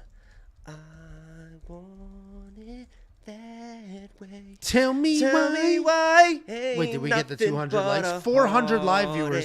Did we get the 200 likes? Tell me why. Ain't nothing but a mistake. Okay, come on. Tell me why. I never want to hear you say I want it that way. Now I can No. That was it. That was it. Nope. Nope. From the way You just have to, like in Elf, when he just can't stop and he's like, he just keeps going. Angelo, take off your hat. Hey, you want to see me with no hat? Go watch the vlog. There you go. See how I did that? Someone said my dog is howling. I just walked. Yeah, Joey does. I'm surprised. Oh, Eric said I'm so wet right now. I don't blame him. Oh, maybe it's Erica. You're not the only one. I promise you that. It might be Erica, and it was just a typo. What? Erica. Anyway, there's a girl in the Discord. I can't even plug premium right now because of that wild derailment. There's a girl in the Discord. If you guys want to talk, if you've never talked to a girl before, we've got one in the Discord, guys. and you can talk to her. Allegedly, according to the profile picture. Well, I think it's 60-40, and I'm risking it. Anyway, $7,000 for Natan Levy in DraftKings. I think he may end up being a decent dog, and if you're building multiple large field tournament entries, I think Natan makes a lot of sense for you. Here's a bet for you. Let me look it up. Okay. You let me know. And you let me find Kenny Ash mentioned Minty on the show. Minty is doing a weigh-in recap show for us every single Friday. For every single event, including this event, the next one, the one after that, she will recap the weigh-ins for you. The weigh-ins could be an hour. They could be 3 hours. There's a lot of gaps in time if people have to reweigh themselves. It's a nightmare to watch. And every Friday, people are like, who missed weight? Who made weight? All that crap. Well, we're giving you anywhere from 3 to 10 minute video, depending on how dramatic the weigh-ins are, just recapping who made weight, who didn't, who looked good, who looked bad, all of that, just right to the point, getting you all the information you need. So yes, you can get her content on Fridays. Here you go. Natan Levy, plus 3.5, plus 145. For Natan? Yeah, I think that makes sense. He could win a round for sure. That's plus money. Hey, that's a great messenger. No, I love it. About it. No need to get mad about it. I may place that bet. That's what I'm saying. I'm sitting here. We're talking it through. We're looking at the odds. Yeah. This is what we do. Even through trials and tribulations, we come together and we dock with each other, baby. Yeah. Okay. Is that? Yeah, that's what that is. You pull the skin over or something? Yeah, and I'm not the one with the skin. So neither am I. So it's just not going to work. Go call Jay. That's sort of an inside joke. Nobody knows who that is. Let's move on quickly. Right into the safety parlay pitch. For that $10 a month, you can unlock the safety parlay. It is a beacon of stability. It is the most stable single bet in this space, period, end of story. And the ROI is tremendous. I had somebody challenge me a few weeks ago, say, well, hold on. This guy over here places 2 bets on every single fight and loses one of them every single time. But he does the math, so he wins more than he loses. That's more safe. Well, no, it isn't. The ROI on that was like 10%. The ROI on this is 29% lifetime over a year and a half. WeWantPicks.com, click become a member. You get the safety parlay, everything else that we do. And now I will give you something. I will give you $50. Just go to WeWantPicks.com/bets, sign up, make a deposit, and we send you $50 as a thank you. It's that simple. It's affiliate marketing. They're going to pay me. I'm going to slice off some of that money and give it right back to you. WeWantPicks.com/bets. Sign up, make a deposit. See, you can't even just be a norm. You can't just be a person. It's not a thing that you're able to do. You got a Coke, fine. All right, it's a little late for caffeine, but fine. You got a Coke, you sat down, and then you were like, no, I'm not just going to drink this like a human. Let me just be a fucking weirdo. Let me put on a fucking yeah. I mean, the things. Anything for the laughs. Yeah, exactly. Next up at UFC Vegas 88, we have Gerald Meerschaert taking on Bryan Bam Bam Barberena. Even I was confused. There are 2 fighters on this card. Ironically, 2 fighters on this card nicknamed Bam Bam, and both of them are fighting on their birthday. No? Is that somebody said? Fact? I know Bryan Barberena is fighting on his birthday, and I thought somebody said Tai Tuivasa was, but somebody might have said wild. Somebody said Tai Tuivasa was, but they may have said that because they might have saw somewhere else where somebody said Bam Bam's fighting on his birthday, and then May 3rd is Bryan Barberena's birthday, so he's the one. Oh, come on, Tai. That would be wild. The birthday boys with a Z. Well, we already missed one. Oh. March 16th. It's Tai Tuivasa's birthday, but it's May 3rd for Bryan Barberena. Okay. So then somebody saw Bam Bam on Tai Tuivasa, and then because somebody's like, Bryan Barberena is not losing on his birthday. Well, anyway, we got Gerald Meerschaert taking on Bryan Bam Bam Barberena. And when we talk about this, we'll try not to say Bam Bam constantly because somebody commented Bam Bam is going to be Jacob's lock of the week. And I replied saying, but Tuivasa is a favorite, not realizing or not recognizing immediately it was Bryan Barberena. Who do you, just real quick before we really get into this breakdown, because I think it's important. Something so stupid's coming. What? This is. I was just at a water park with the kids for 2 days. You think I have any self-control left or whatever? The patience? I have no patience left. You can't hit them. So what's your stupid question? Me. What's your stupid question? I was just gonna ask an honest question. If you think that me or the Meerkat have better eyes, he's got beautiful eyes. Those are soft, gentle eyes. He's got like sad under it. Yours aren't sad. Yours are like his is like backed up and lonely. You know what I mean? He's the guy that you see at the end of the bar at like 3 a.m. just having. I bet he drinks a nice stiff whiskey. And then you're looking at him, and you just keep looking at him. You make eye contact a few times, and he gives you one of these. So you go over and start talking to him, and you guys are having a good time. And then it's 4 a.m. It's about and to get weird here. Okay. We got Gerald Meerschaert taking on Bryan Barberena. Gerald Meerschaert, 35-17 overall. He is 2-3 in his last 5, riding a 2-fight skid. He's taking on Bryan Bam Bam Barberena. Similar type record. Not as many fights, but 18-11 overall. 2-3 in his last 5, riding a 3-fight skid. Gerald Meerschaert, we know him by now. He's a very good grappler who's always live for a submission. Wrestling isn't great. Takedowns aren't great. Striking isn't great. But he is improving in those areas. He's a bit chinny, but he can hang. He has 52 fights.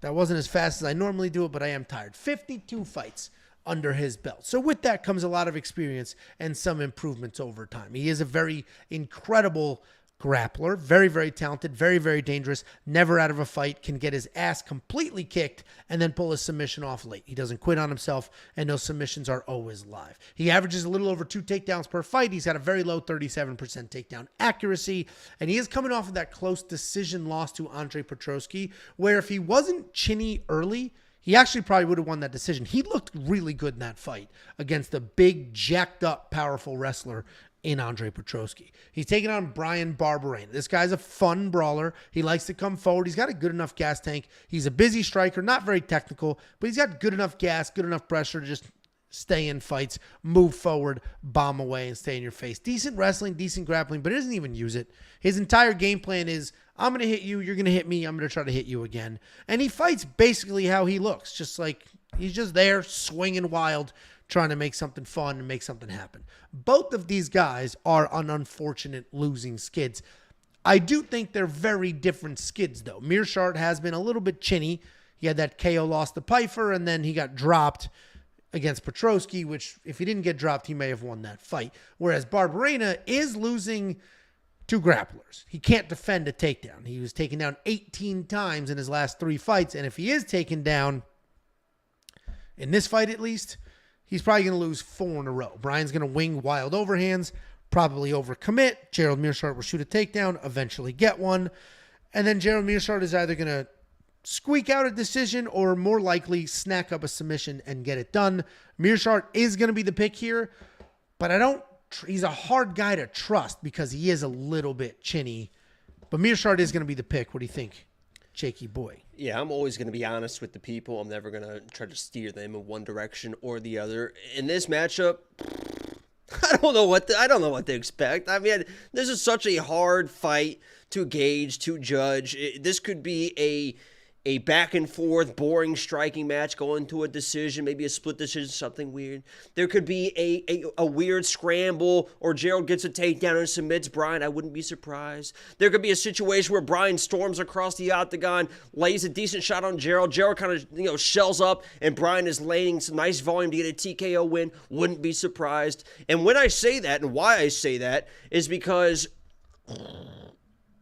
you would have to put a fucking blowtorch to my nutsack to fucking put money on Gerald Meerschaert at minus 230. I don't know who's doing it. And people were doing it at minus 180, minus 190, minus 200, minus 210. People keep pushing this line. And I guess they see that Bryan Barberena is getting submitted and Gerald's got 27 submission wins, whatever it is, and 1 + 1 is going to equal 2. And that could happen. And maybe people that are doing this are going to win their bet and they're thinking, oh, I'm so smart doing it. but it's a tough guy to trust because he's a slow starter. He doesn't have good takedowns. He does get hit. He's got underrated power. But this dude, Bryan Barberena, is going to be his face. So, with all that said, I do believe that Gerald is going to win this fight. Because when somebody doesn't have one-punch knockout power, he's usually pretty good, right? I mean, I don't want to say pretty good, but he's usually pretty durable. If somebody has really big one-punch power, that's how they can get him. That's how they can snipe him. But if you just have like Andre Petroski in that fight, has looping power, but it's not like really big power. And Gerald was able to kind of slip with those type of shots. So I think Gerald is going to withstand the onslaught that Bryan Barberena is going to give him, find a way to get this fight to the ground. I honestly think it could be just a boring decision, but I'm going with Gerald, but I don't know if I'm not betting him. All right, listen, you can't trust him. I said in the breakdown too. I think he wins. You just cannot trust him. Even though he's got such trusting eyes, you know? Why does everybody keep calling him Gyllenhaal? I don't think he looks like Jake Gyllenhaal. Is that a thing people say? Jake Gyllenhaal does not have blue eyes either. There's like 7 people in the live chat right now. First of all, 400 of you here. Thank you. I welcome all of you on all platforms. So we're on YouTube, Kick, Rumble, and Twitch right now. We're streaming to 4 live right now, and there's 400 of you. We appreciate all of you. Why the hell are people saying he looks like Jake Gyllenhaal? I don't see it. Maybe they're talking about Bryan Barberena. I looked at these pictures and I was like, which one could potentially be Jake Gyllenhaal? Not that one. I mean, both are good-looking guys. Bryan Barberena is not a bad-looking dude. Jake Gyllenhaal. I made a shirt one time that said, "Who is my top 3 if I was gay?" And Jake Gyllenhaal was number 1. So, do you have a top 3? No. It'd be like that King of Queens episode where I say somebody that's very achievable. Where he was laying with Carrie in bed, and she was like, "If you had a hall pass, who would you?" And he was like, Marilyn Monroe, like just somebody super famous. It'll never happen. And then, oh no, sorry, it's the other way around. She was like, "I think it would be like Richard Gere, somebody super famous that she would never meet or have the opportunity." Then it was his turn. He's like, "I think the cashier at ShopRite." So that was me with the gay answer here. If you were gay, it's just so it would be like your neighbor. Billy, your neighbor. Yeah, Billy. Yeah, it would be your neighbor. Somebody achievable that I know. It would be the guy living across the street who happened to be in the room alone with you on Saturday night, and that's the nobody was alone. There was 7 people in that room. We packed that house. Anyway, we got to finish this breakdown. We were packing. $9,100 in DraftKings for Gerald Meerschaert. Do you trust him enough for DraftKings, or you just don't trust him with your money? I think Jake has hazel eyes. Okay. Do you trust Gerald Meerschaert at $9,100 in DraftKings? What do you think? Well, DraftKings money isn't real money. I do think Gerald Meerschaert in a DraftKings fantasy lineup, certainly not a cash lineup, but certainly some of the larger field tournament entries, I do think that $9,100 may be worth that money. Bryan Barberena at $7,100, maybe a little bit of exposure. He can walk in, land a couple of massive punches, and then move on, but that's about it. What's that noise? Gobbler said, GM3 will stalk you in a bar, wait for you to get doozy, then cut you up in his apartment. Those eyes.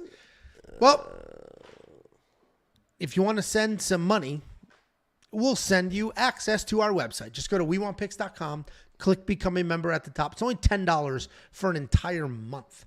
And that month will get you 4 safety parlays.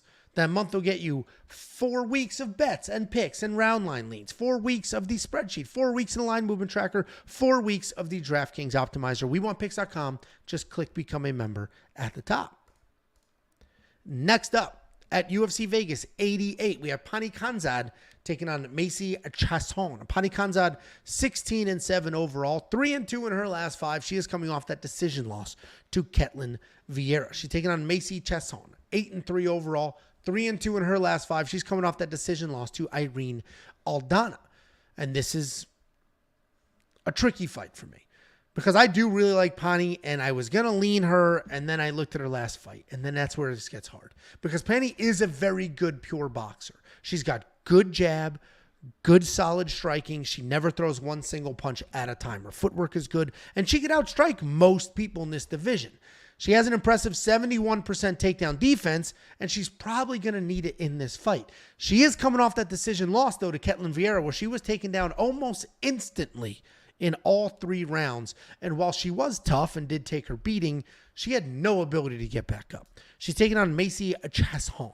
Macy is extremely tall, extremely long for this division, and she uses that length really well to jab you up and work in some Muay Thai striking. She's got a positive striking differential and okay power. If you get past her length, you can have success staying in her face, but when she can keep distance, she's very good and technical. She has added wrestling to her game plan recently, and that's an entirely new look. She took down Norma Dumont 6 times in that very impressive win. And most recently, Irene Aldana 3 times in that close loss. But then Irina went on to go ahead and fight for a title. Macy Chasson is tough, man. It's tough to break her down because I wanted to pick Pannie. I was going to pick Pannie. I was like, underdog money. I love it. Same with Joanne Wood last week. I picked Joanne Wood last week. The difference between Joanne Wood last week and Pannie this week is Joanne Wood had the much, much better striking. I personally didn't even think the striking was going to be close. And all she had to do was defend some takedowns. Where in this fight, I do think Pannie is the better striker, but Macy is so freaking long, it can be tricky. And if you judge a fighter based off of their last fight, which I try not to do, and I've had success many times in similar situations where a fighter is being undervalued because they just got the shit kicked out of them. I'm trying not to do that here with Pannie, but watching her get taken down almost instantly by Ketlen Vieira and having no ability to get back up is hard because Macy has worked in wrestling. She is giant. She's extremely long. Macy is pretty well-rounded, pretty durable. Macy's going to be the pick, but a Pannie plus 3.5 might be the bet. I'm still looking at it. I'm still thinking about it. I also am positive this is going to go to a decision. What do you think, Jakey boy? It's going to be a juice 3.5. It's going to be juiced. Minus 150. That doesn't seem. That's not crazy, but yeah, it seems pretty reasonable to me because I think this is going to be a close fight. I think this is going to be a decision fight. And let me just say too, Pannie is the most Brazilian-looking non-Brazilian I think I've ever seen. Like Swedish or something, isn't she? Yeah, every time I see her, I just assume that she's Brazilian. She wears the yellow too, but yeah, she's from Sweden. I think her dad or mom or something is from like the Middle East or something like that. But yeah, she is Swedish, rips the Swedish flag. But every time I see her, I'm like, oh, she's Brazilian. And I have to imagine that during fight week, there's got to be fighters coming up to her that don't know her, just assuming that she's fighting and she's Brazilian, trying to talk to her in Portuguese. I would have to assume. But yeah, Macy is a very big, long girl. Is she going to make the weight? I don't know. This is 135. She's a big girl that struggled to make the weight before. And if she does make the weight, the reason I bring this up is because you saw in that Aldana fight, Macy has learned to wrestle. She's not a wrestler, but she knows how to wrestle. She can wrestle people that don't know how to wrestle.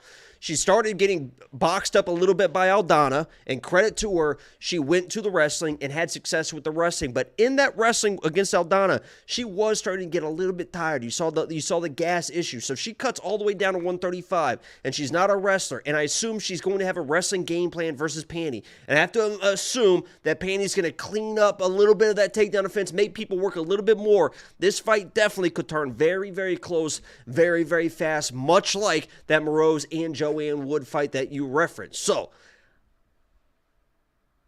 I think I'm taking.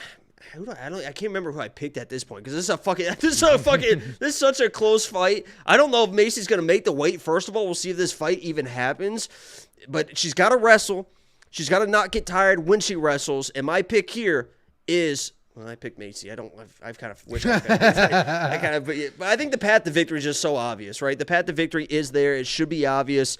And even if it goes to, even if she does get tired and it stays on the feet, Pannie's not crazy dangerous, right? So she can even still hang on the feet. Neither one of them are very dangerous, honestly. Right, yeah. So even if it starts to get sloppy, you got to assume that Macy's going to at least bank a round or two with the takedowns and the control. But, it's a...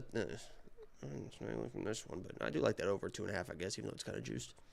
Yeah, it's definitely it's definitely a tricky fight to break down, and that's sort of what I was alluding to here. And if Pannie defended some of those takedowns from Ketlen, let's say she defended 3 and got taken down with 3, all right, we should be good here. But that's not what was happening, right? she was getting taken down almost instantly and then was stuck down there. So that is going to be the biggest issue there. And while she is the better pure boxer, she's got to get past that reach. And then when she does get past the reach, well, now she's in trouble to be taken down. So I may explore that plus 3.5 bet. All we need her to do is win a single round if that's the case. I also don't like her at $7,200 because there will be no grappling on her side and no finish. So it's just a striking match. And she's going to have to land a ton of strikes to be worth that money. Macy Chasson at $9,000. I don't love that either. I'll go see what Ketlin put up in that win. Because if Ketlin put up a good amount of points just with takedowns and control, then maybe Macy would be worth it. But I'm probably going to fade this fight in DraftKings. What do you think, Jakey boy? No, thanks.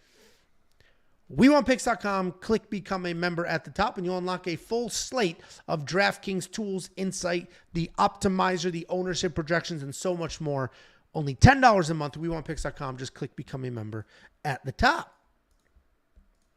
Next up, at UFC Vegas 88, we have the prospect killer, Christian Rodriguez, taking on Isaac Dulgarian. Christian Rodriguez, 10-1 overall. 4-1 in his last 5, riding a 2-fight win streak. Taking on Isaac Dulgarian, 6-0. Undefeated in his career. Say it again. Taking on... He's 6-0, undefeated in his career, coming off that TKO win over Francis Marshall in his UFC debut. And Christian Rodriguez, I mean, this fight's an interesting one, and this has a lot of people arguing in the comment section for sure. And I get it. It's a controversial fight, mostly because of Christian Rodriguez, mostly because he has missed weight, mostly because he is a prospect killer. He's proven to be a prospect killer. And Isaac Dulgarian is a prospect. But Christian Rodriguez is a slick striker, solid movement, good speed. He bounces between 35 and 45. He's probably permanently at 45 because of a couple of unfortunate weight misses. Rodriguez does have decent takedown defense at 70%, but he has been taken down 13 times so far in the UFC. He's coming off of his second fraud check win in a row, this time over Cameron Saman. He's taking on Isaac Dulgarian. This kid is a legit prospect who is exciting to watch. You can't even finish typing his name into YouTube without a whole bunch of wrestling videos coming up. And he didn't wrestle at like an international level, or I don't even think he wrestled in college, but he did compete at a very high level in high school. College. Okay. He won a national something as a freshman, and DC was very impressed with that ability. Well, there you go. He competed in freestyle and folk style. Folk style is just regular American wrestling. Freestyle is the normal international standard. Solid striker as well. He stays light on his feet, and then he'll engage, trade back and forth, boom, shoot a takedown as soon as he has his opening. And he's coming off that first round TKO win over Francis Marshall, where he looked to be the real deal. He didn't barely squeak that out. He blew through that kid. And the easy narrative here is, didn't we already see this fight? Didn't we already see Christian Rodriguez fight a grappling prospect in Raul Rosas Jr.? And you could say that, right? We did see Christian Rodriguez fight a very solid grappler, and he beat him. But how did he beat him? He beat him by getting the shit kicked out of him for 5 full minutes, and then the other guy got tired while he didn't. And then he was able to take advantage of essentially a 17-year-old kid who was exhausted, who was trying too hard to finish early. So if you zoom out and you look at it from that perspective, it's like, okay, well, if Raul Rosas Jr. didn't gas, then he wins that fight. I don't think anybody on this planet could disagree with that statement. And Isaac Dulgarian is a better wrestler than Raul Rosas. I have no idea if he has better cardio. I don't have the slightest clue if he has better cardio. I'm going to assume, and we don't know because he's finishing everybody. I'm going to assume that he does. I'm going to assume that he spent a lifetime wrestling and he has built-in cardio just from competing since he was a small boy. So Isaac Dulgarian is going to be the pick. I think he can come forward, can just out-wrestle and beat up Christian Rodriguez. Can he finish him? I don't know. We'll find out. We're going to find out a lot in this fight because as much as Jacob's about to shit on Christian Rodriguez, he has proven to be a prospect killer, and he's not the most exciting guy in the world, but he's got good skills, especially defensive skills. Isaac Dulgarian is going to be the pick, but I think these odds are getting a little too crazy for a kid that might be a phenomenal prospect, but hasn't been proven just yet. What do you think, Jakey boy? Yeah, as always, I will be open and honest with the people. I am biased. Isaac is a former lock of the week, and the fact that he was an underdog to Francis Marshall is absolutely, when you look back on that, is absolutely asinine. I got the merch on. Go buy Isaac Dolgarian merch. It's chopping season, baby. I'm locked and loaded. It's my biggest bet of the year. I got it minus 140. The odds have ballooned all the way now to minus 180. Minus 170 now, so they push up to they rebounded 185. It's coming down a little bit. People do love C-Rod. Tapology has C-Rod picked at like 65%, even though the line is still at minus 170. And people are picking C-Rod because they are playing this game that you mentioned, right? Raul, all right? This 10-year-old child took down and mauled Christian Rodriguez for 5 fucking minutes. And guess what Raul is? He's kind of a jiu-jitsu nerd, right? He wants to get on your back, and he's going to be looking for submissions. And C-Rod, to your point, is great at defending submissions. He can defend submissions until the end of time. So people are saying, oh my God, Raul came in, took him down, but he couldn't finish this guy. He couldn't submit this guy, and then Raul got tired, and Isaac Dolgarian's never been out of the first round. So therefore, A plus B plus C equals D. Isaac's never been out of the first round. People are literally betting C-Rod simply for the reason that Isaac's never been out of the first round, C-Rod survived versus Raul, and they make this assumption that Isaac is going to get tired after the first round. How can you make that fucking assumption? This guy trains at elevation. Angelo mentioned he's been a wrestler his whole life. This isn't just a flash in the pan guy that's knocking people out, that's not going to have a gas tank. He fucking raw dogged fucking Francis Marshall for 5 minutes, finished the fight, and was barely even breaking a fucking sweat. This dude lives in an RV outside his fucking gym. He's got a kid on the way in a few weeks. There is not a chance in this world this guy's going to just fucking get tired and quit. But I believe that this fight is not going to get out of the first round once again, because C-Rod can get taken down. Isaac is a much better wrestler than Raul. He's going to get the takedown. And guess what Isaac Dolgarian isn't? A fucking jiu-jitsu fucking nerd. He's not going to be looking to fucking get on your back and just be looking for a rear naked choke and play these fucking stupid hand games with you and hand fight with you for 4.5 minutes. He gets you on the fucking ground. He fucking turns you over. He mounts you. He looks you in your eye. He stares at you and he says, "You ready for these elbows, sweetheart?" And he starts fucking raining elbows one after the other. And he looks at the ref and he's like, "Are you going to fucking save this guy?" And C-Rod's going to be looking at the ref and the ref's going to be like, "Are you good, C-Rod?" And C-Rod's going to be crying. He's going to be bleeding. And Isaac's going to be like, "Here's some more fucking elbows for you, one after the fucking other," until the ref is like, "C-Rod, you got to show me something, sweetheart. You got to," C-Rod's going to be like, "Stop the fucking fight." And Isaac Dolgarian's going to get another first round fucking knockout, a TKO, because he's a better wrestler. He's a ground and pound finisher. He's going to put C-Rod in a full mount and finish this fight in the first round. I put $80 on to win $560. We put my money where my mouth is. We're locked and loaded. Can't wait. It's chopping season, baby. You put $500 on him? What did you say? 80 to win 560. Oh, I was like, first round knockout. Oh, all right. I was like, what the hell? I was like, it's chopping season. Hey, I'm biased. Okay, so maybe don't listen to me. Listen to me if you want to. Isn't he an Indiana guy too? Nah, Kansas City, baby. Oh, Midwest though. Midwest chopping. I love Isaac, dude. He's a dog. I don't disagree.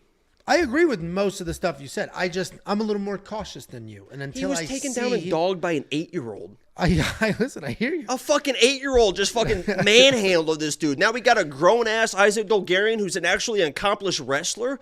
What are we doing here, people? 10 pounds Oh, my heavier, God. Christian Rodriguez beat Cameron Saman. Cameron Saman was fought like an idiot and also was like this tiny fucking dude. I mean, that's a grown-ass man, dude. Come on. All right, listen, I agree. My only hesitation is he is an unproven prospect, and maybe I'm just scared from all of the previous unproven prospects. And I get that. I get the PTSD, right? And I get people trying to play this fucking math. But everything people are saying right now, and you could go listen to fucking breakdowns. There's a reason why Isaac Dolgarian was an underdog to Francis Marshall, because everyone said the exact same thing. He hasn't fought anybody. What happens this? What happens this? And he got a fucking takedown in the first 30 seconds, mounted that dude, and made him eat fucking elbows for a minute and a half until the ref saved his fucking life. This dude's the real fucking deal. Even if it gets out of the first round, he's going to be good to go, dude. He fucking works hard. Dude works hard. I trust the cardio. I'm basing that off literally nothing other than he's not big. Like, right? He's a small guy, and he's wrestled his whole career.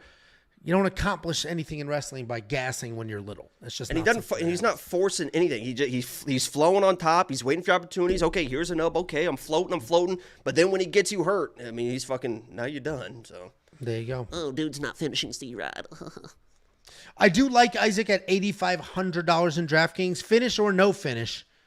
$8,500 for a dude that wrestles like that. I do think that he will be worth those points. He's not the $8,500, so $8,100, in DraftKings is even money, right? That's if you're playing that game. He's almost a 2-to-1 favorite. $8,500, if you equate that to real life odds, is actually a decent discount in DraftKings pricing. So I do think he's probably worth that $8,500 in your DraftKings lineup. If you want to unlock all of the other DraftKings analysis, the picks, the bets, and more. Guess I don't get to go. All right, would you like to put him in your lineup? Yes, I would. I would, but I was going to say this as well. I honestly, even if I lose this fucking bet, I hope that Isaac fucking dog walks this guy for 15 fucking minutes. Just fucking 15 minutes. Just to shut up the whole. I mean, all this. Like, there's people in the comments right now. He's going to gas. He's going to. On what basis? How can you know that he's just going to fucking gas? How can he know that? I don't know that he's not. But you're acting like this is a guarantee that he's just gonna fucking gas and then C-Rod's gonna win this fight. The guy trains at elevation. He's a wrestler. Be careful. If you're betting on just the fact that the guy's, he's probably gonna maul C-Rod in the first round, but then he's gonna gas. Good fucking luck, guys. Yeah, I agree. I wouldn't. We don't know. I have PTSD. I had Raul Rosas Jr. that week in my safety parlay, and Christian Rodriguez fucking broke it. So I have some PTSD there, but I do think Isaac wins this fight because the 5 minutes we saw of that Raul Rosas fight was not a good look for Christian Rodriguez. Against a 6-year-old. Was not a good look for Christian Rodriguez. A 6-year-old child was manhandling this weight bully. He did push him around quite a bit. WeWantPicks.com. Click become a member at the top. It's only freaking $10 a month. You'll unlock all the picks, the bets, the round line leans, and more. This year alone, if you just tailed our bets for this year, if the only thing you did was tail the safety parlay, or if the only thing you did was just tail the year, you have paid for years, plural, of premium membership. It's $10 a freaking month. That's $2.50 an event. WeWantPicks.com. Click become a member at the top. We have a $20 super chat from the very supportive Riff Raff. He says, I love it, Jacob. Bravo. Let's fucking go. What's ID mean? Isaac Bulgarian? Oh, yes. Got it. Sometimes it's kid lingo that I don't fully get. Thank you, Riff Raff. Next up at UFC. Nope. Hold on. How do I get rid of it? Next up. At UFC Vegas 88, we have Kennedy Nzechukwu taking on Ovince St. Preux. Kennedy Nzechukwu 12-4 overall, 3-2 in his last 5, coming off the knockout loss to Dustin Jacoby. He's taking on Ovince St. Preux, 16-17 overall, 2-1 in his last 5, coming off the knockout loss to Felipe Lins. What is that? That's what they do. Oh, you're doing that? Yeah. Kennedy Nzechukwu. This dude is very, very long, very powerful, solid takedown defense at 80%, famously never out of a fight. He's had more than one fight where he was down on rounds, losing the fight, and then came back and finished late to snatch that fight back. And the reason that happens is because he's a very low volume guy. He doesn't throw nearly as much as he should. He takes his time. He can be a bit of a slow starter, but when he does throw, he throws with power. He's very, very long, and he's very, very dangerous. He can also snatch up submissions like guillotines with those ridiculously long arms. He's taking on Ovince St. Preux. This is a talented guy. He has made some career missteps, right? He's jumped up in weight a few times to heavyweight. He's too small to be a heavyweight. He's taken some short notice fights against some tough opponents. Weren't the best ideas. And now he's 40 years old. And he seems to have the best years are behind him, but he is still very, very dangerous and a very accomplished athlete, even outside of the octagon. He averages a little more than one takedown per fight, but he really only wrestles when the opportunity to do so just falls directly into his lap. He is frustrating to watch as well because he's also low volume. He doesn't throw anything, even though you know he's talented, you know he's fast, you know he hits hard. It's always one punch at a time, never really throws anything in combinations. But again, powerful, fast, and hits hard. He's coming off that knockout loss to Felipe Lins where he didn't even have any time to do anything. Simply, Ovens is 40. He hasn't had a chin for quite some time now. I don't really see any path to victory for him outside of just a Hail Mary bomb. But even that is pretty unlikely here because he doesn't throw any punches. He waits too long to do stuff with his hands. Kennedy's a young guy. He's also dangerous. He's very long. He has a lot of career left. He's going to be the pick. One of the easiest picks on the card. Kennedy in Chuckwood. What do you think, Chicky boy?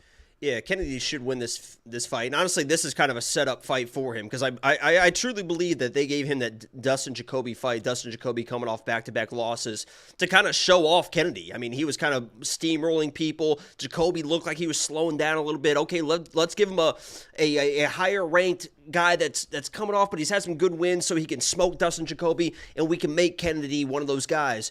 And then it was like, whoops. And I think this is a situation where they're like, all right, our fault, Kennedy. We didn't realize Dustin was still as live as he was.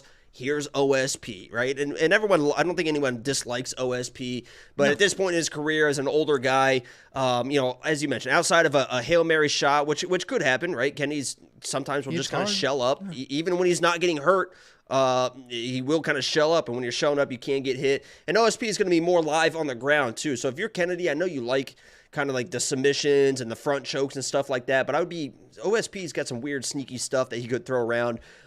Just keep your range, keep your distance. Don't force a knockout. You never really do, right? If you're Kennedy, you mentioned the low volume. But if you start chasing stuff, weird things could happen. The knockout will present itself.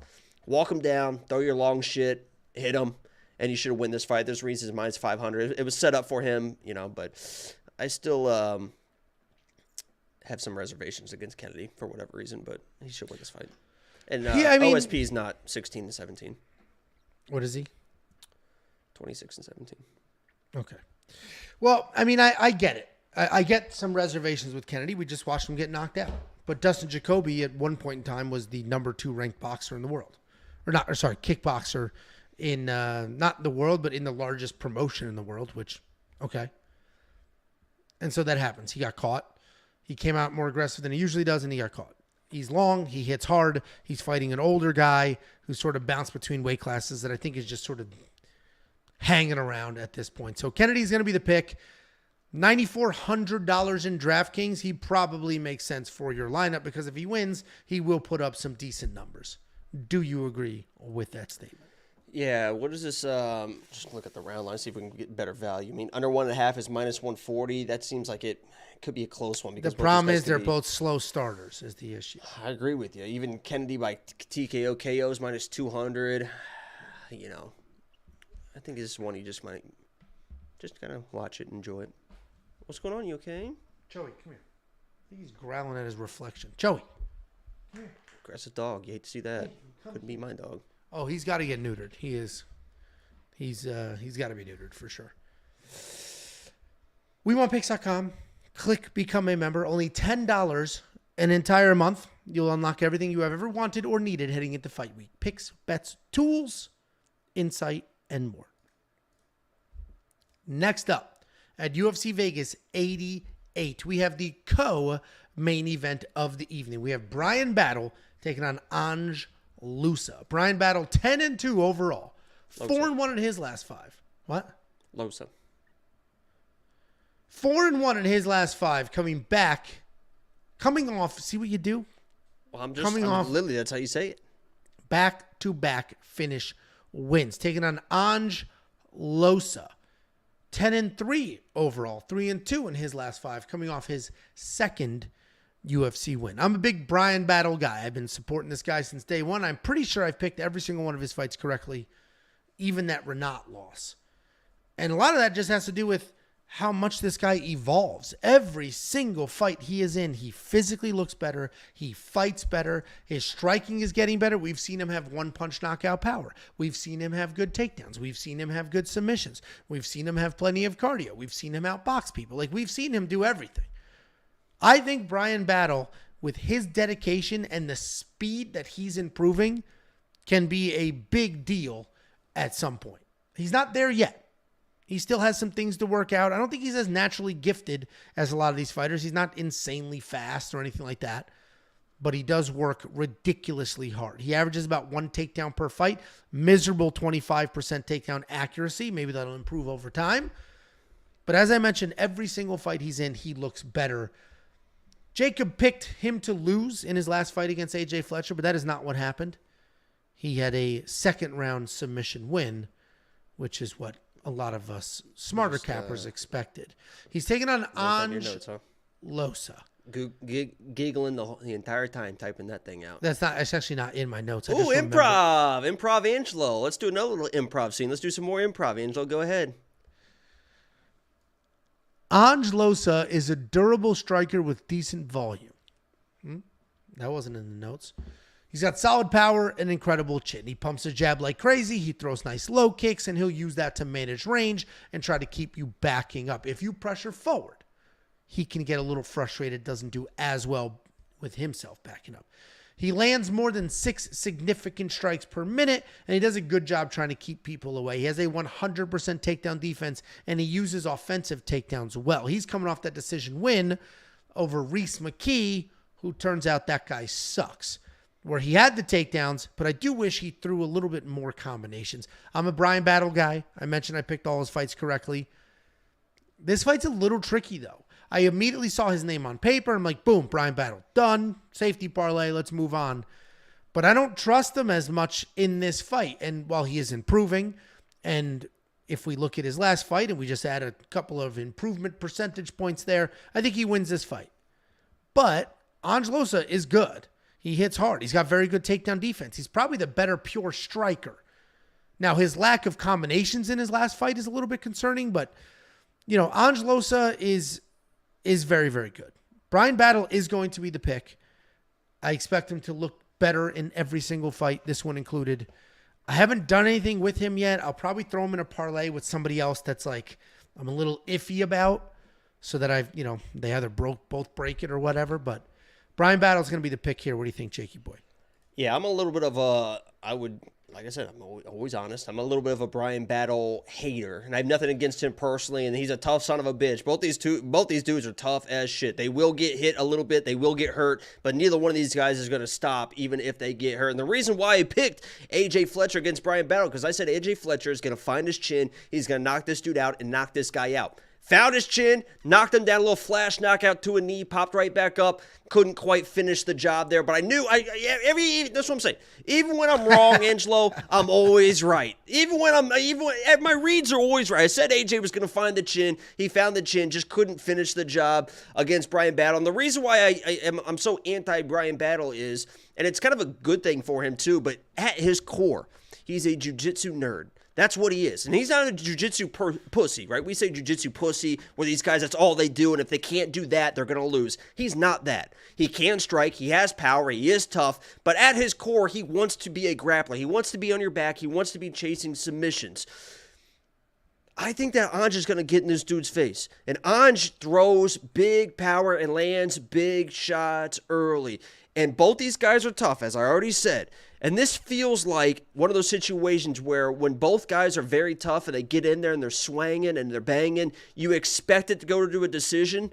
But both these guys have been chinned, and I think either Ange finds this finish early with the knockout, or he starts slowing down, which Ange will start fucking slowing down. He never quits, but he will start slowing down. And if Bryan is able to hurt him in the second or third round, you can't TKO a guy like Ange loose. Even that McKee fight, the last minute of that McKee fight, he was chasing down Ange, and Ange just running away, and it looked like he was completely out of it, and then would just turn around and re-engage. You can't TKO this guy. So when I mentioned Bryan Battle as a jiu-jitsu nerd, that's going to help him in a fight like this, because he can't hurt Ange late, or possibly hurt Ange late, and then he can chase a submission, where I think he, in the pure grappling, maybe not the wrestling, the pure grappling, I think he has an advantage over Ange. So I say all that to say this. I'm still going to be a Bryan Battle hater.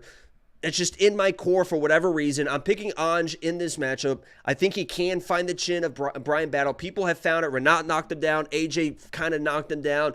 Gabe kind of blitzed him and paid the price. I don't think Ange is going to do something like that, but I think Ange is going to find the chin and hurt this guy. And if he hurts him, I think he might be able to finish him. So I didn't play Ange. I played a little bit of a different play that I like the value on for the premium members. I think that's pretty good value, but Anj is going to be my pick. I'm a known Bryan Battle hater, though. Yeah. Yeah, and I think there is some bias in that pick. Now, while I do recognize that I don't have a bet on him yet. I love Bryan Battle, and I don't have a bet on him yet. So that tells you how confident I am in him. But yeah, you're definitely. Yeah, and I think he's live for a finish, too. That's why I didn't play Anj, and I didn't play anything on Anj. But I think both these guys are more live for a finish for sure. No, I hear you. It should be an interesting fight. This is a good co-main event because, and I think this is set up for Bryan to have a really tough test. And then so they can push him and see how good he is or is not. You're fat shit dog. It's 9:30 officially. I think I know. What was nice is I was exhausted when we started this stream because we were at the freaking Kalahari water park for 2 days, just flat exhausted. You get trash sleep, all those things. Thank God it was light outside when we started this stream because it was going to be hard. If it was dark outside when we started this stream, it was going to be hard to get going. Well, that's why I've been going to bed later the last few nights because the sun's been out a little bit later.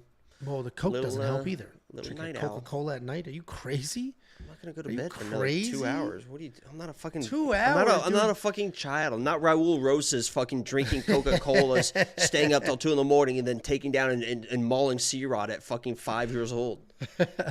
I'm a grown man. Yes, you're a big boy. I finished these. We'll be done here in probably 20 minutes. Less than that, 15-ish minutes. I do the chapters. I upload it to Spotify or, to all the audio podcasts, and I'm immediately in bed. I waste no time. Just immediately laying down. Watching TikToks. Till I fall asleep. WeWantPicks.com. Click Become a Member at the top to unlock every pick, bet, tool, and insight you could ever want or need heading into fight week.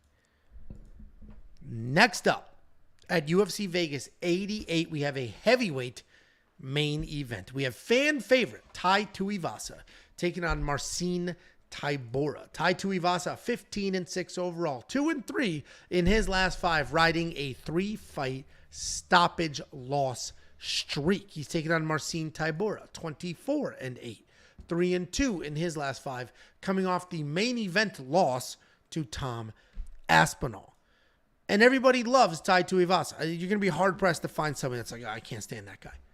He's exciting in the cage, win or loss. He's fun outside of the cage. Like, he's just a good dude that's a ton of fun to watch. And the division needs people like that. You need people that you enjoy watching, that you root for, whether they're champion or not. He's like a Donald Cerrone. People love Donald Cerrone.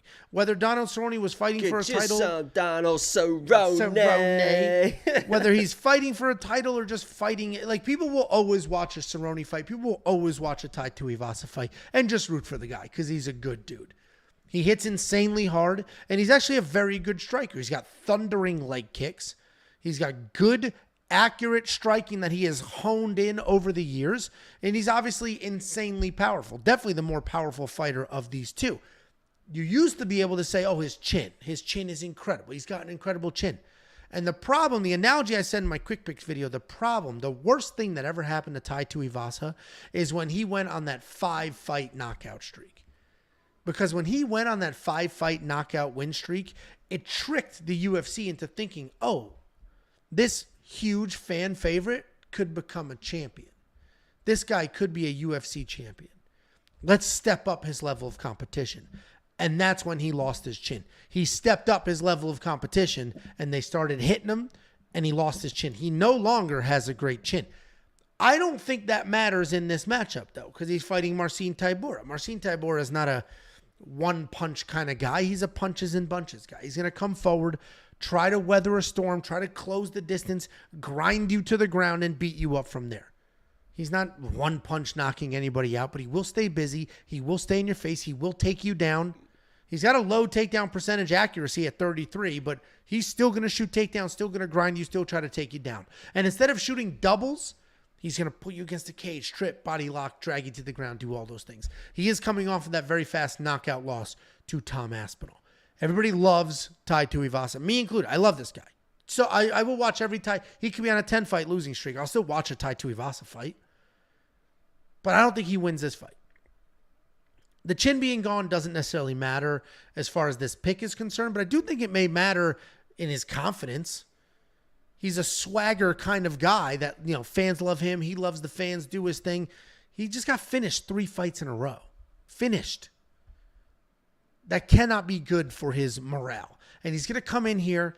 He's going to look for an early knockout and try to make something happen quick. And I think Tybura avoids the big power early, pressures forward, drags Ty to the ground. Ty only has a 50% takedown defense or something to that effect. We'll see it here in a second. And when he gets taken down, he's going to be in some trouble. And that's exactly what Meerschaert Tybura does. It's not like I'm just hoping Meerschaert Tybura grapples. That's what Meerschaert Tybura does. So I think Meerschaert's going to win this fight.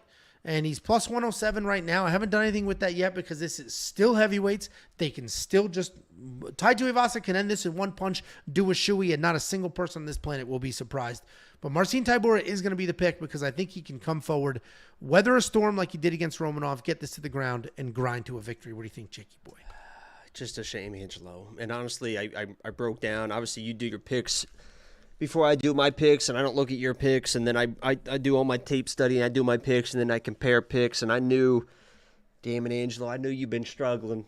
I knew you've been fucking struggling on these main events. I'm 4-0 on these last 4 main events. You're 4-4, and I really thought that this was going to be the one that we're aligned on because I know I'm going 5-0, and I know that Bam Bam's going to get it done, tied to Tuivasa, because this dude. It's 3 losses, but it's to fucking.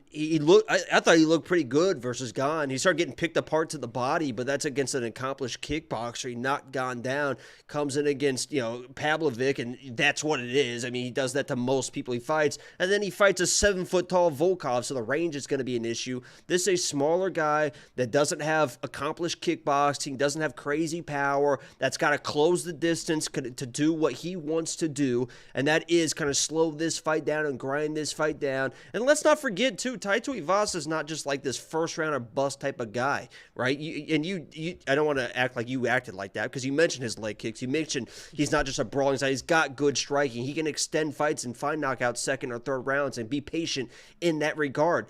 Tybura's got to close the distance. When he closes the distance, I don't think he's going to have the greatest footwork or entries as some of these other people have had against Tai Tuivasa. And Tai Tuivasa, when he's able to kind of pick his shots and find those shots, he's shown what he can do. I think this is another highlight reel finish for him, and he gets it done. Maybe in the second round, he's going to take his time, see what Tybura's going to do. Is he going to go well in the wrestling? Is he going to try and clinch, And I think our boy Bam Bam gets it done and does a shoey in the Apex. So, unfortunately, I will be 5-0 in the last 5 main events, and you... Listen, I'll be rooting for Tuivasa for sure. Absolutely rooting for him. I mean, everybody wants him to win. Unless your last name is Tybura, everybody will be rooting for Tai Tuivasa. So I hope he wins. It's not as dramatic, but just like the Dustin Poirier Benoit Saint Denis. I picked Saint Denis, but I was like, I am going to be hardcore rooting for Dustin. I didn't bet on Benoit for that reason. I can't bet against Dustin. How could I do that? And then Dustin won. I was able to be happy for him because I didn't bet on that freaking fight. Other than the Dustin. Over. What do you say? Yeah, there you go. Another lock of the week win. There we go.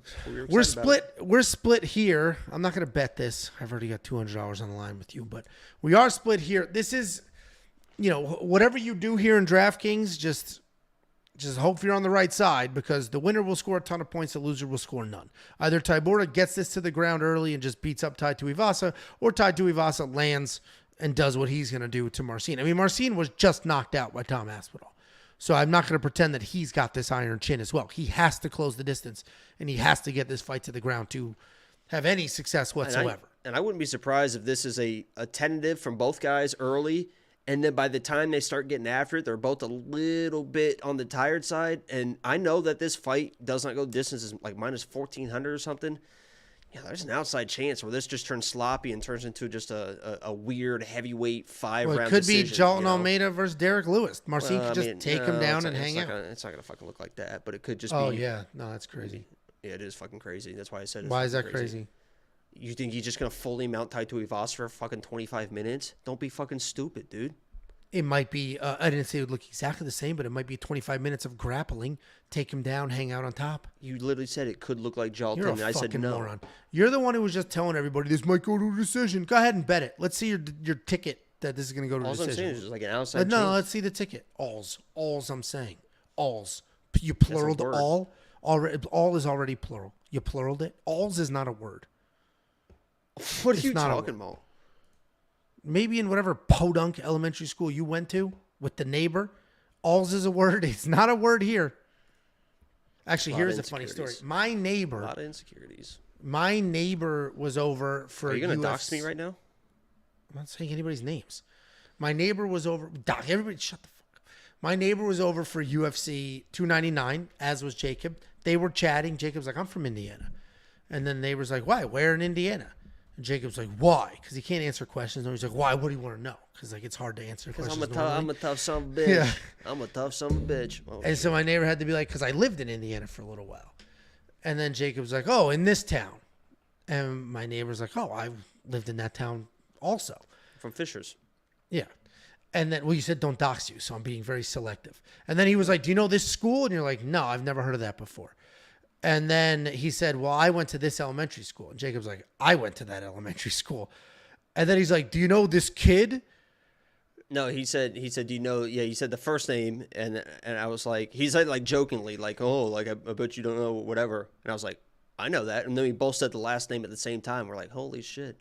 Yeah. So now I got my mom in the attic grinding through trying to find yearbooks to try and find this kid to see if we were in the same fucking class. It's pretty It is crazy. Like Jake and my neighbor have small world. they've never met before.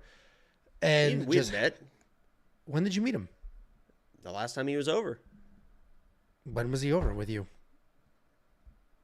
Well, when he came up to me and shook my hand, he's like, how's it going? I was like, hey, buddy, good to see you again. Well, I don't think you've met. Maybe I'm wrong. I don't Pretty think sure you've he met. was over the other time. No. All right. Anyway, the odds of that are pretty crazy. Neither one of you are from Texas. You're from. He didn't even grow up in Indiana. Didn't he say he was only there for like 6 months or something? Yeah, he didn't even grow up in Indiana. Like that all of that was pretty crazy. But Crazy. Widowy. That was widowy the sound like that craziest. dude from Big Bang Theory. Widowy the craziest story. Widowy doing the gwitty. WeWantPicks.com. Click Become a Member. It's only freaking $10 a month. You're going to unlock all the tools like the line movement tracker. This is going to give you the opening odds, the current odds, the win probability, and the line movement for every single fighter on every single card. You're going to get the detailed data, metrics, and analytics. 38 columns of information that you can use to find your spots. You're going to get more than just me and Baby Red. Artem breaking down far more than just UFC, and the Pick Doctor is an artificial intelligence that picks fights based solely off of historical data, and it is doing so at remarkable accuracy. WeWantPicks.com. Click Become a Member. It's only $10 a month. You unlock every single thing that we do for that $10. Is this a question? So the $10 you guys help with parlays? I am 15-6 on parlays in 2024. Basically, we give you every bet that we are placing and what we are doing with our money, for sure. And you can join the Discord. It is 100% free. We're on every single social you could ever imagine.